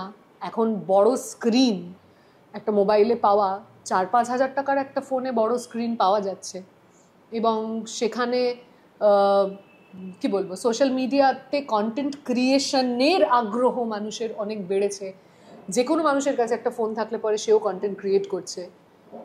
আমার মাথায় আলাদা করে স্বরলিপিদি সিরিয়াসলি বলছি সোশ্যাল মিডিয়া নিয়ে কিছু নেই, কেননা আমি যদি ওই অ্যালগরিদমের পেছনে ছুটতে যাই তাহলে একজন মানুষ গপ গপ করে বসে এক থালা খাবার খাচ্ছেন, সেই ভিডিওতে যে পরিমাণ ভিউ আছে সেটা আমি প্রচুর কথা বলে I can be the funniest, কিন্তু আমার ভিডিও ওই ভিউ কোনোদিন পাবে না বলেই আমি ধরে নিচ্ছি। কি আছে এটাতে দেখবার? কেউ পুকুরে স্নান করছে, তো ইট ইজ মানে আমরা পাড়ার পুকুরে মানুষকে স্নান করতে দেখিনি, তো এগুলোতে কি আছে? সত্যি বাবা কিছু তো নেই। এখন তো এনিথিং ইজ কন্টেন্ট। মানে আমি নিজে বুঝতে পারি যে আমার এই যে বিভিন্ন কারখানার অনেক সময় রিল বানায় না, যে ধরো অমুক জিনিস কিভাবে তৈরি হচ্ছে, হ্যাঁ, তো এগুলো আমার প্রচুর আমার নেশার মতন লাগে। আমি লিটারালি গিলি আমি। তার মধ্যে একটা জিনিস আমি তোমাকে বলছি, প্লাস্টিকের কলসি তৈরি হয়, তো সেই প্লাস্টিকের কলসি তৈরির কারখানার একটা রিল আমি বসে বসে দেখেছি ওটাকে। তারপর থেকে ওরা আমাকে, ওই প্রথমটা আমার ওই জন্যই মনে আছে যে ওই প্লাস্টিকের কলসি তৈরির রিল আমি দেখেছি, তারপর থেকে অ্যালগরিদম আমায় ধরে নিয়েছে। ও ধরে নিয়ে এবার আমাকে বিভিন্ন জিনিস তৈরি করবার কারখানার রিল আমাকে দেখিয়ে যাচ্ছে, আর আমি দেখে যাচ্ছি। তো আমার সোশ্যাল মিডিয়ার জন্য আলাদা করে যে আমি খুব প্ল্যান প্রোগ্রাম করেছি সেটা নয়, কারণ সত্যি স্বরলিপিদি করে কোনো লাভ নেই। আমার তো এটা মনে হয়েছে যে আমার যে খুব প্রচন্ড ইন্টারেস্টও আছে সেটাও না, সোশ্যাল মিডিয়ায় একটা ধরনের মানে তোমার উপস্থিতি দরকার, because it is accessible again. হ্যাঁ, so your in the show business, you need a certain kind of followers and everything. তো সেটার জন্য তাও আমার ফলোয়ার্স একেবারে বিশাল কিছু নয়, কিন্তু ওই উপস্থিতিটা জাস্ট প্রেজেন্ট থাকবার জন্য আলাদা করে সোশ্যাল মিডিয়া নিয়ে আমি খুব বেশি ভাবি না। আমি তোমাকে একদম ওয়ারিড কথাটাই বলছি। তার কারণ আমি এখন তো সোশ্যাল মিডিয়ার থেকেও বেশি এআই নির্ভর আমরা খুব বেশি হয়ে গেছি, chat GPT, DeepSeek and everything. So আমি আমার এক সহকর্মীর কাছে এরকমও শুনেছি যে চ্যাট জিপিটির সঙ্গে মেন্টাল হেলথ ডিসকাশন, সেটা অনেকের কাছেই শুনেছি, সেটাতে আমি নিজেও তোমায় বলছি যে আমি ডিসকাস করেছি। ঠিক আছে, what is this, why does this happen, anxiety attack কখন কখন হয়, কিভাবে, হোয়াট এভার, সেগুলো আমিও ডিসকাস করেছি। তার কারণ অবভিয়াসলি তোমাকে একটা থেরাপির জন্য হয়তো 4,000 টাকা 5,000 টাকা পে করতে হচ্ছে, এখানে তুমি অনেক ইনফরমেশন তুমি ফ্রিতে পেয়ে যাচ্ছ। So why not access? ঠিক আছে, ওয়াই নট হ্যাভ অ্যাক্সেস? ঠিক আছে, আমি ধরলাম যে ভালো ইনফরমেশন, কিন্তু ইনফরমেশন আর ইউফেমিজমের মধ্যে ডিফারেন্স আছে। এ যদি এখন আমার জীবন নিয়ে মতামত দিতে আরম্ভ করে, আমি এমন লোকও চিনি যে চ্যাট জিপিটিকে জিজ্ঞাসা করে পাথর পরে, আংটি গোমেদ পড়ো, চ্যাট জিপিটি বলেছে। ক্যারিয়ার কাউন্সেলিং, মূত্র পান করো, করবে হয়তো লোকে, ভগবান করবে হয়তো লোকে, বলেছে চ্যাট জিপিটি বলেছে আমার শুক্রের দশা চলছে। চ্যাট জিপিটি এখন বলে দিচ্ছে কার শনির 7.5 চলছে। হ্যাঁ, chat GPT is everything in people's life now. আমার জীবনেও চ্যাট জিপিটি প্রচন্ড ইম্পর্টেন্ট একটা জায়গায় রয়েছে এখন। যেমন আমি ধরে নিয়েছি যে আমার আর কখনো কোনো অ্যাফেয়ার হবে না, আমার বড় নিশ্চিন্ত। কেননা আমার বরের সঙ্গে ঝগড়া হলে পরে আমি চ্যাট জিপিটির সাথে ডিসকাস করি, চ্যাট জিপিটি আমাকে বলে তোমার চেয়ে ভালো মেয়ে হয় না। এইখানেই ব্যাপারটা রয়ে যাচ্ছে। কিন্তু ওই যে শোনা যায় না যে এত ফলোয়ার্স নেমে গেল, এত ফলোয়ার্স হচ্ছে না, আমি কত চেষ্টা করছি, এই যে অ্যাংজাইটি, ডিপ্রেশন, এগুলো তুমি দেখেছো রিয়েলি? মানে আমি তো দেখলাম রিসেন্টে একজন মারা গেছে, হ্যাঁ, সোশ্যাল মিডিয়া ইনফ্লুয়েন্সার। তো এরকম কখনো তোমার ফিল হয়েছে যে বাবারে এতটা এই মাত্রায় হয়তো হয়নি যে এতটা অ্যাংজাইটি বা ডিপ্রেশন হওয়া? যেটা ফিল করেছি সেটা হলো যে একটা কোনো কন্টেন্ট যেটা ধরো আমি সত্যি আমার মন দিয়ে বানিয়েছি, আমার মনে হয়েছে যে এটা আমি আপলোড করতে চাই, I think people will relate to this. এমন একটা কিছু করে আমি দেখেছি that has fallen flat like anything. তখন আমার নিজের প্রতি এই প্রশ্নটা জেগেছে যে তাহলে কি আমি বুঝতে পারছি না যে কোনটা ওয়ার্ক করবে বা কোনটা করবে না? তাহলে কি এটা যে আমি নিজের রুচির মতন করে কিছু একটা বানাচ্ছি কিন্তু সেটাতে সবাই রিলেট করতে পারছে না, তো আমি কি তাহলে ট্যাশ কন্টেন্ট দিয়ে ফেললাম? আমি কি তাহলে ডাম কন্টেন্ট দিয়ে, যে কোনো একটা হতে পারে না, যে তুমি বেশি আঁতেল করে ফেলেছি? আঁতেল কি করে করবো, আঁতেল আমি নই, কিন্তু যদি মানে আমি কি এমন কন্টেন্ট তাহলে আপলোড করলাম যেটাতে মানুষ রিলেট করতে পারছে না? তো এটা যে একেবারে হয়নি সেটা নয়, হয়েছে। কিন্তু এবার আবার তোমাকে ওটাই বলছি যে আমি আসলে কন্টেন্টের ক্ষেত্রে স্বরলিপিদি আমি কনজিউমার অনেক বেশি দ্যান ক্রিয়েটর। মানে আমি প্রচণ্ড সিনেমা দেখতে, আমি নিজের পছন্দ অপছন্দ নিয়ে খুব ক্লিয়ার যে আমি কি দেখতে চাই আর কোন ধরনের ছবি আমি দেখতে চাই না, কোন ধরনের গান আমার ভাল লাগে না। তো আমি ক্রিয়েটর হিসেবেও আমার মনে হয় যে আমার সেই ক্ষেত্রে একটা ক্ল্যারিটি আছে যেটার সঙ্গে অ্যালগরিদমের সম্পর্ক অ্যাজ সাচ নেই। আর এই যে জিজ্ঞাসা করছো না যে এত ধরনের প্রফেশন, আমি তোমায় খুব প্র্যাকটিক্যালি বলছি আমি সিকিউর ফিল করি, because we all at the end of the day we work for money.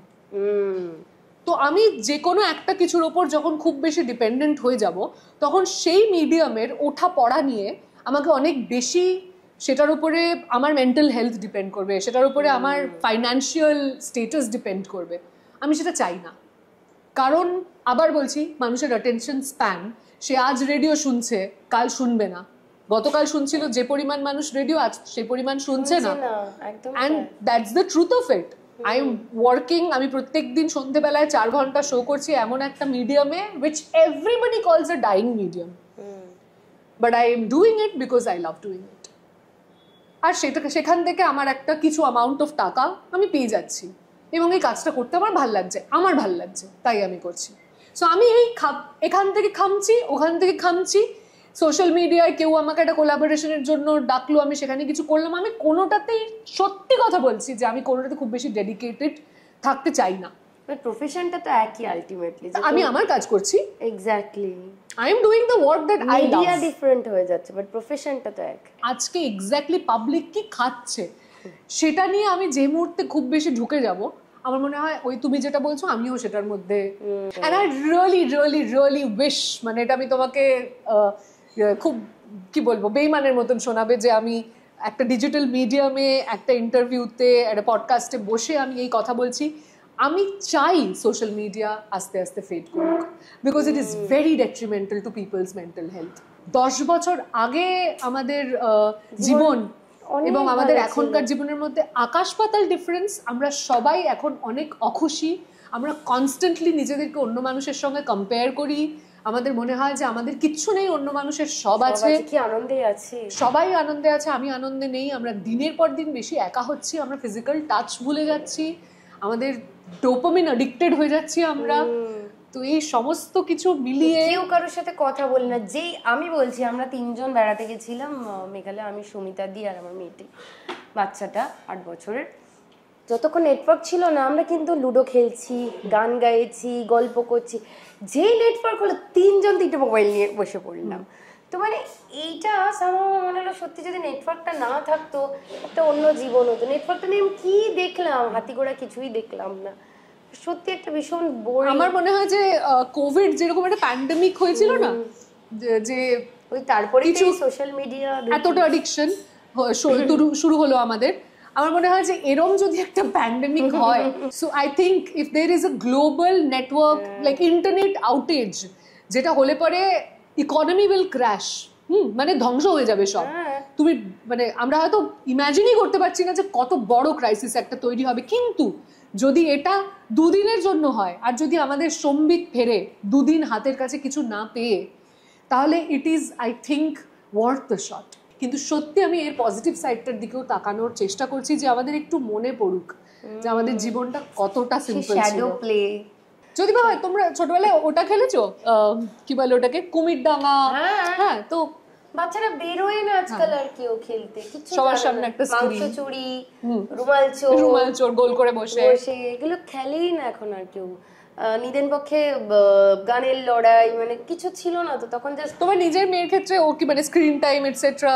আমি তো চেষ্টা করি অফ রাখার, ওকে তো এখানে ওখানে পাঠিয়ে দিই, নিজেই তো দেখে ফেলি না, সবই তো মোবাইল কেন্দ্রিক হয়ে গেছে, তখন খুব রাগটা হয়। কিন্তু সামহাও মনে হয় মানে আমি জানি না।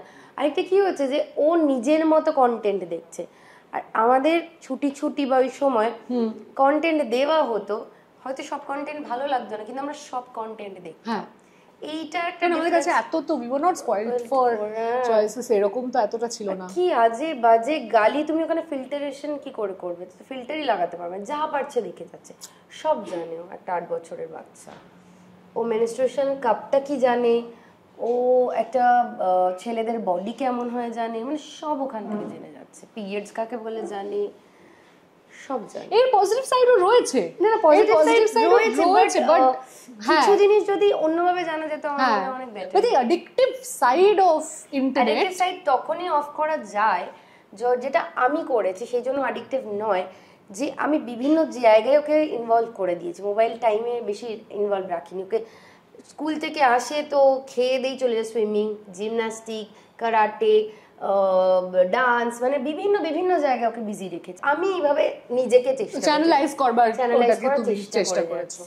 বাকি আমি জানি না কি হবে। আমিও I think there should be stern government policies on this. তুমি আমি গভর্নমেন্ট হ্যাঁ, বাট আমি সিরিয়াসলি বলছি, যেটা শুধু আমাদের দেশে নয়, I think western countries, first world nations সবাই এটাতে সাফার করছে সোশ্যাল মিডিয়া এবং ইন্টারনেট অ্যাডিকশনের জন্য।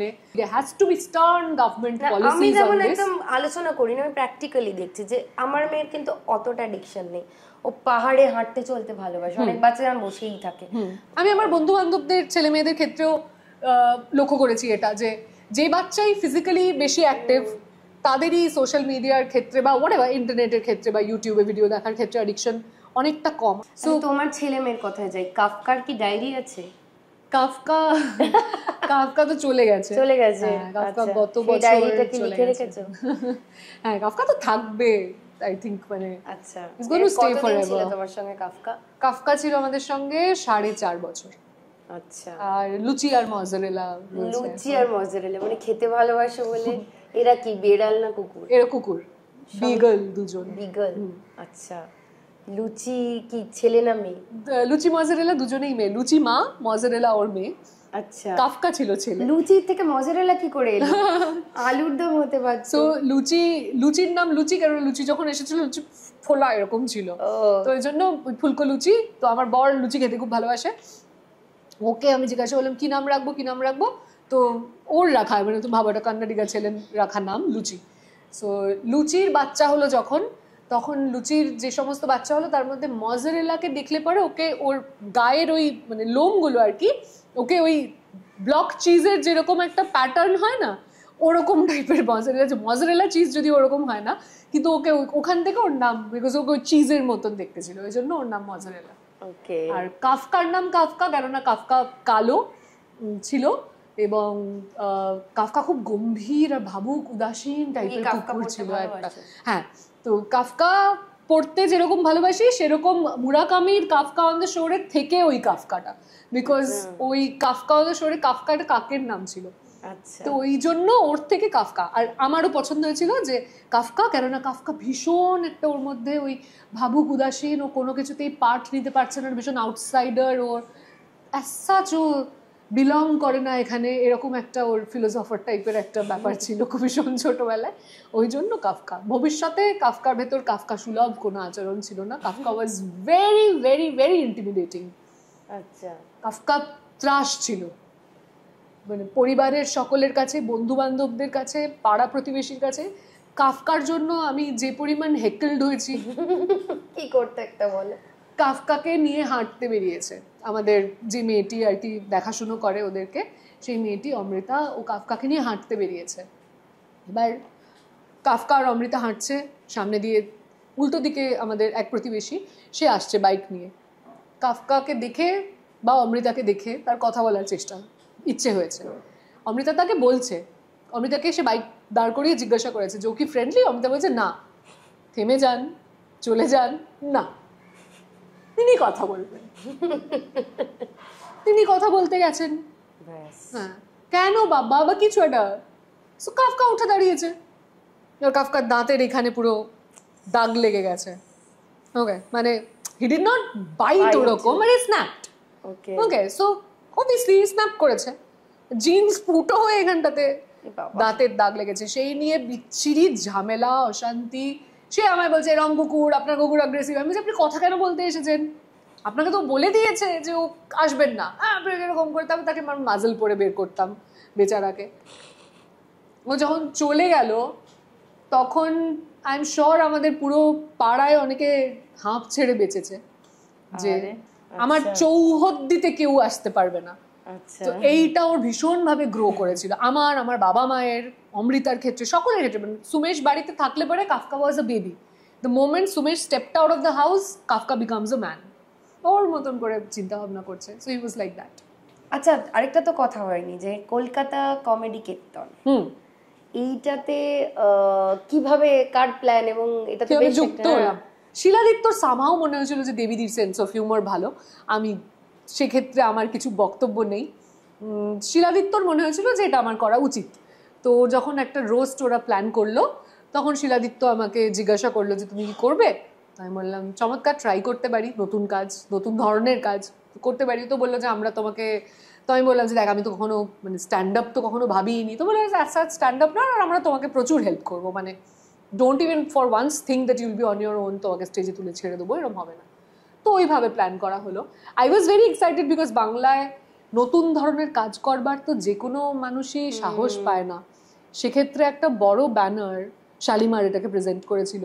শালিমার এত বড় একটা ব্যানার, যারা এত ঐতিহ্যশালী একটা ব্যানার, তাঁরা এরকম একটা কাজে যে ইন্টারেস্ট দেখালেন এবং একদম আনকোরা বাচ্চা কতগুলো ছেলে, তারা এরকম একটা কাজে উৎসাহ পেয়েছে, নতুন একটা কিছু করার চেষ্টা করছে। সেটাতে শিলাদিত্য আমার ভাইয়ের মতো, ও বলছে করো, okay I give it a try. তো করি, তো ওভাবেই করে এইরকম ভাবে মানে পিছনে লাগা, যেটা রোস্ট একদমই পেছনে লাগা। হ্যাঁ, তো সেই রকম একটা প্রজেক্ট তো জেনারেলি বাংলার লোকেরা তো খুব ইগো নিয়ে থাকে। তো যারা যারা মানে অঙ্কুশ বা এরা বেশ সাপোর্টিভ। এবং অঙ্কুশেরটা তো মানে অঙ্কুশ তো ভীষণ স্পোর্টিং ছিল। আচ্ছা, অঙ্কুশ এত নিজেও নিজেকে রোস্ট করেছে, অ্যালাউ করেছে। আমরা ডেফিনেটলি আগে আলোচনা করে নিয়েছিলাম যে কিরকম কি কথাবার্তা বলবো, বাট সবটা তো স্ক্রিপ্টেড হয় না। স্টেজে দেখি যখন শাহরুখ বা এরা সবাই বসে নিজেরা রোস্ট করছে, সেখানে আজকে এরকম একটা প্রজেক্ট আসছে। হ্যাঁ, মানে আমি বাংলা স্টেজে কখনো দেখিনি, ভীষণ গম্ভীর ভাবে, প্রচন্ড মানে হাউসফুল হয়েছিল। It was very successful project. Shiladitya, Sayan Chakraborty, Swarnajit Bala, এই তিনজন, এবং তার সঙ্গে সৌমিক দেব যে লেখে, ও সৌরভ পালোধি, অনিন্দ সেনগুপ্ত, আমি এবং অঙ্কুশ, এই ছিল আমাদের টোটাল প্যানেল। তো প্রত্যেকেই ভীষণ স্পোর্টিং ছিল। সোশ্যাল মিডিয়ায় পাওয়া তোমার সব থেকে মানে চ্যাট জিবিটি নয়, মানে সব থেকে ইন্টারেস্টিং কমেন্ট যেটা বেশ মজা লেগেছে আর সব থেকে ইরিটেট লেগেছে, বাবা এটাও কেউ করতে পারে, মানে একদম প্রচুর আছে, একটা বলো, একটা দুটো। দেখে রাগ হচ্ছে, ফাটি ধাপ্পড় মারতে ইচ্ছে করছে, এগুলো তো মানে ছেড়ে দেওয়া হয়, তো সব ভিডিওতে থাকে। বেশি পাকা, কোনোটাতে জিজ্ঞাসা, কোনোটাতে বলছে এত ইংরেজি কেন বলছে, মির্দার ইন্টারভিউ নিয়েছি সেখানে, পুরোটাতে শুধু ওই একে আরে কথা শোন না, এত ইংলিশ কেন বলছে, এই সমস্ত তো আছেই। বাট আমার মনে হয় যে আমার নিজের সম্পর্কে শোনা কথা, সেটা সোশ্যাল মিডিয়ায় নয়, যেটা আমি প্র্যাকটিক্যালি জীবনে সবচেয়ে বেশি যেটা শুনেছি সেটা হলো disruptor, and I am very happy with that, extremely happy with that. Because এই কথাটা আমি আমার ফ্যামিলিতে শুনেছি, এই কথাটা আমি আমার কর্মজীবনে শুনেছি, এই কথাটা আমি আমার রিলেশনশিপসে শুনেছি। ডিসরাপ্টার, পিসফুলি যেটা চলছে সেটা তো অনেক কিছুই চলতে পারে, পিসফুলি চলছে বলেই যে ঠিক চলছে সেটা আমাদের কাছে বোরিং। পিসফুলি তো অনেকদিন সতীদাহ প্রথাও চলেছে, পিসফুলি তো চলেছে, তো ঠিক চলেছে নাকি? একদমই তাই। সো চলছে বলেই চলবে এরকম তো কোনো কথা হয় না। পিসফুলি অফিসে কাজ করতে গিয়ে দেখেছি পিসফুলি সবাই একটা বুলিং অ্যাটমসফিয়ার চালিয়ে নিয়ে যাচ্ছে, তোমার জন্য পিসফুল। অফিসের কালচার বাবুরা অনেকদিন ধরে যারা করে আসছেন, this has become the culture, so it's peaceful for you, not peaceful for the person you are bullying. Not peaceful for me. আমার অসুবিধা হয়েছে, আমি বলেছি। রিলেশনশিপের ক্ষেত্রেও একই জিনিস হয়েছে। আমি তো গালাগালি দিচ্ছে।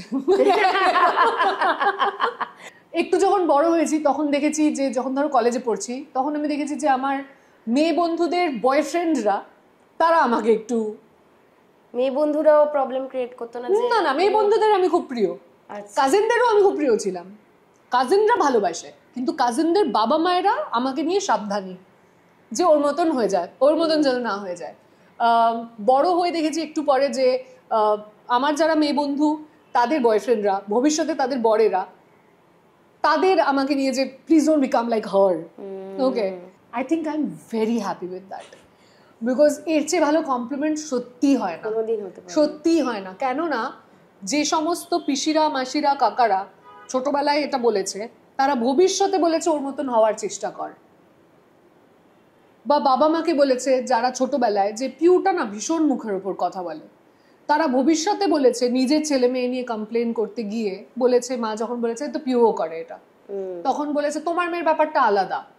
বলছে কেন না, ও একটা জায়গায় পৌঁছেছে। আচ্ছা, সো আমি জানি না কি জায়গায় পৌঁছেছি, জায়গা বলতে সবাই এটা বোঝে। সো নোবডি অ্যাকচুয়ালি নোজ যে জায়গাটা কি। তুমি ভালো জামা কাপড় পরে আছো মানে লোকজন তোমাকে নিয়ে একটা পারসেপশন তৈরি করে, নিশ্চয়ই বেশ ভালো কামাচ্ছে। হয়তো তুমি কামাচ্ছ না অত ভালো, তুমি তোমার মতন করে কিছু একটা করার চেষ্টা করছো, বাট ওই লোকের একটা পারসেপশন তৈরি হয়। তোমার মতো একটা জায়গা অন্য প্রফেশনে গিয়ে তৈরি। আরো যত মানুষ, শুধু মেয়ে নয়, যে কোনো মানে রেসপেক্টিভ অফ এনি জেন্ডার, আমরা যত ডিসরাপ্ট করতে শুরু করব, তত আমার মনে হয় যে সেটা কোথাও একটা কাজ করে। তার কারণ আমাদের সবাইকে একরকম বানানোর জন্য একটা প্রপাগ্যান্ডা, মাল্টি-মিলিয়ন ডলার প্রপাগ্যান্ডা, সেটা সোসাইটি তৈরি করে বসে আছে। সেটাতে তুমি যাতে সবার মতন হও, এটাই তার উদ্দেশ্য। সেটা সোশ্যাল মিডিয়ায় একটা অ্যালগরিদম হোক বা ইন্টারনেটের একটা অ্যালগরিদম হোক, সেটা বিয়ের মতন একটা ইনস্টিটিউশন হোক, সেটা পেরেন্টিং হোক, সেটা স্কুল হোক, সেটা সিলেবাস হোক, সমস্ত কিছু, সেটা একটা অর্গানাইজেশন হোক, সমস্ত কিছু একই রকম, uniform. I am fighting my battle, I am not fighting against anyone. I am just trying to live my life in my own way. I am not trying to disrupt anything. আমার উদ্দেশ্যই নয় অন্য কোনো কিছুর গতিকে আটকানো। কিন্তু তুমি যদি আমাকে আমার মতন হওয়ার জন্য, আমাকে যদি তোমার থেকে অপমানিত হতে হয়, বা আমি যদি তোমার কাছে ওই ভ্রুকুটিটা যদি আমি লক্ষ্য করি যে তুমি আমাকে এক ধরনের ভাবছো, আমি যদি তোমার কাছে অসম্মানিত বোধ করি, তো অফকোর্স আমি সেটা নিয়ে কথা বলবো। সেটা বলতে গিয়ে যদি কিছু ডিসরাপ্ট হয়ে যায়, দ্যাট ইজ কোল্যাটারাল ড্যামেজ। তুমি ইউনিফর্মকে যদি না ভাঙো, তাহলে সেই জীবনের কোনো অর্থ হয় না বলে আমি বিশ্বাস করি। একদম। শুরু করছি দ্রুত আগুনের ঝাঁপ, মানে র্যাপিড ফায়ার। চলো, তোমার প্রথম প্রশ্ন হচ্ছে যে একটা রুমে ধরো কোনো একজনকে নিয়ে তুমি যেতে পারবে, লুচি বা সুমেশ কর্ণী? লুচি। লুচি? লুচি 100% লুচি। সুমেশও তাই বলবে, লুচি। তাই না? প্রিয় কবি? শক্তি চট্টোপাধ্যায়। আচ্ছা, হ্যাঁ শক্তি চট্টোপাধ্যায় এখনো। এবার একটু খাওয়া দাওয়া। ফুচকা, পিৎজা? ফুচকা। আর কিছু বলবোই না। তারপর কি বলছিলে? মোমো বলছিলে? সাদা আলুর তরকারি। ফুচকা। ফুচকা, ওকে।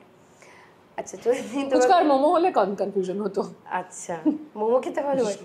আচ্ছা, মৌনব্রতর যদি একটা সময় সীমা দেওয়া তোমাকে, কতক্ষণ পারো আর কি? পারবো। পারবে চুপ করে থাকতে? ছোটবেলায় আমার সাথে খেলা হতো এটা, বাবা খেলাতো এটা। আচ্ছা, কে কতক্ষণ চুপ করে থাকতে পারে, এটা সব কাজিনদেরকে, সব ভাই বোনদেরকে একসঙ্গে বসিয়ে এই খেলাটা করানো হতো, কে কতক্ষণ চুপ করে থাকতে পারে। তাতে আমি জিততাম না কখনোই, আমি কিছু না কিছু বলেই ফেলতাম, কিন্তু অভ্যেসটা তৈরি হতো। তো আমার মনে হয় আমি পারবো। একা থাকার অভ্যেস যেহেতু আছে অনেকটা সময়, তো একা একা তো আর বকবক করি না বাড়িতে, তো চুপচাপই তো থাকি, সো পারবো। ওকে। মুষলধারে বৃষ্টি পড়লে কি গান গাইতে ইচ্ছে করে? আমার জাস্ট মাথায় যেটা এলো আমি জাস্ট সেটা গাই। Okay, I don't know why I remember this song, but somehow এর সঙ্গে বৃষ্টির কোনো মানে দূর দূর পর্যন্ত কোনো সম্পর্ক নেই, বাট মেরা দিল ভি কিতনা পাগল হ্যায় ये प्यार तो तुमसे करता है। লাস্ট রাতে পাবলিকেশনের তরফ থেকে আছে 30% ডিসকাউন্ট ভাউচার, প্রতিক্ষণ পাবলিকেশনের তরফ থেকে আছে 30% ডিসকাউন্ট ভাউচার, ডেজের তরফ থেকে আছে 30% ডিসকাউন্ট ভাউচার, হাটারি গ্রিলসের তরফ থেকে আছে 750-র একটা ভাউচার, আর আমার তরফ থেকে আছে একটা 1000 টাকার voucher. Very nice, thank you. জুটিফুল্লি থেকে একটা সুন্দর, এরা খুব সুন্দর জুটের জিনিস বানায়। এটা কোস্টার সেট না? খুব সুন্দর দেখতে। আর ও স্টোর যে চশমাটা আমি পরে আছি তাদের তরফ থেকে একটা গিফট হ্যাম্পার। ও নাইস, আরেকটা আছে, থ্যাংক ইউ। এটা দর্শরি মানে অন্নপূর্ণা স্বাদিষ্টের তরফ থেকে একটা গিফট হ্যাম্পার।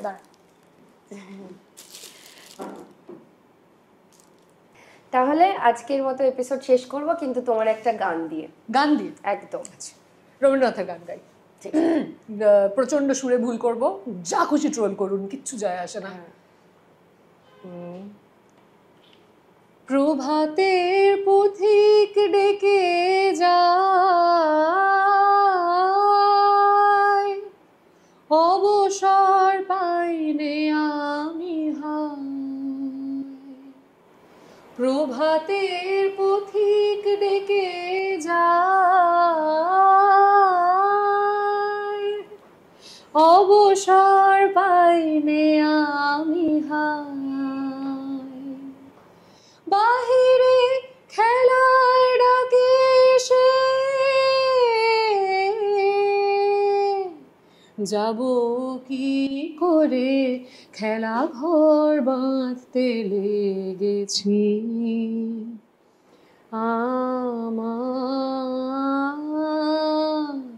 মনের ভিতরে খেলা ঘর বাঁধতে লেগেছি।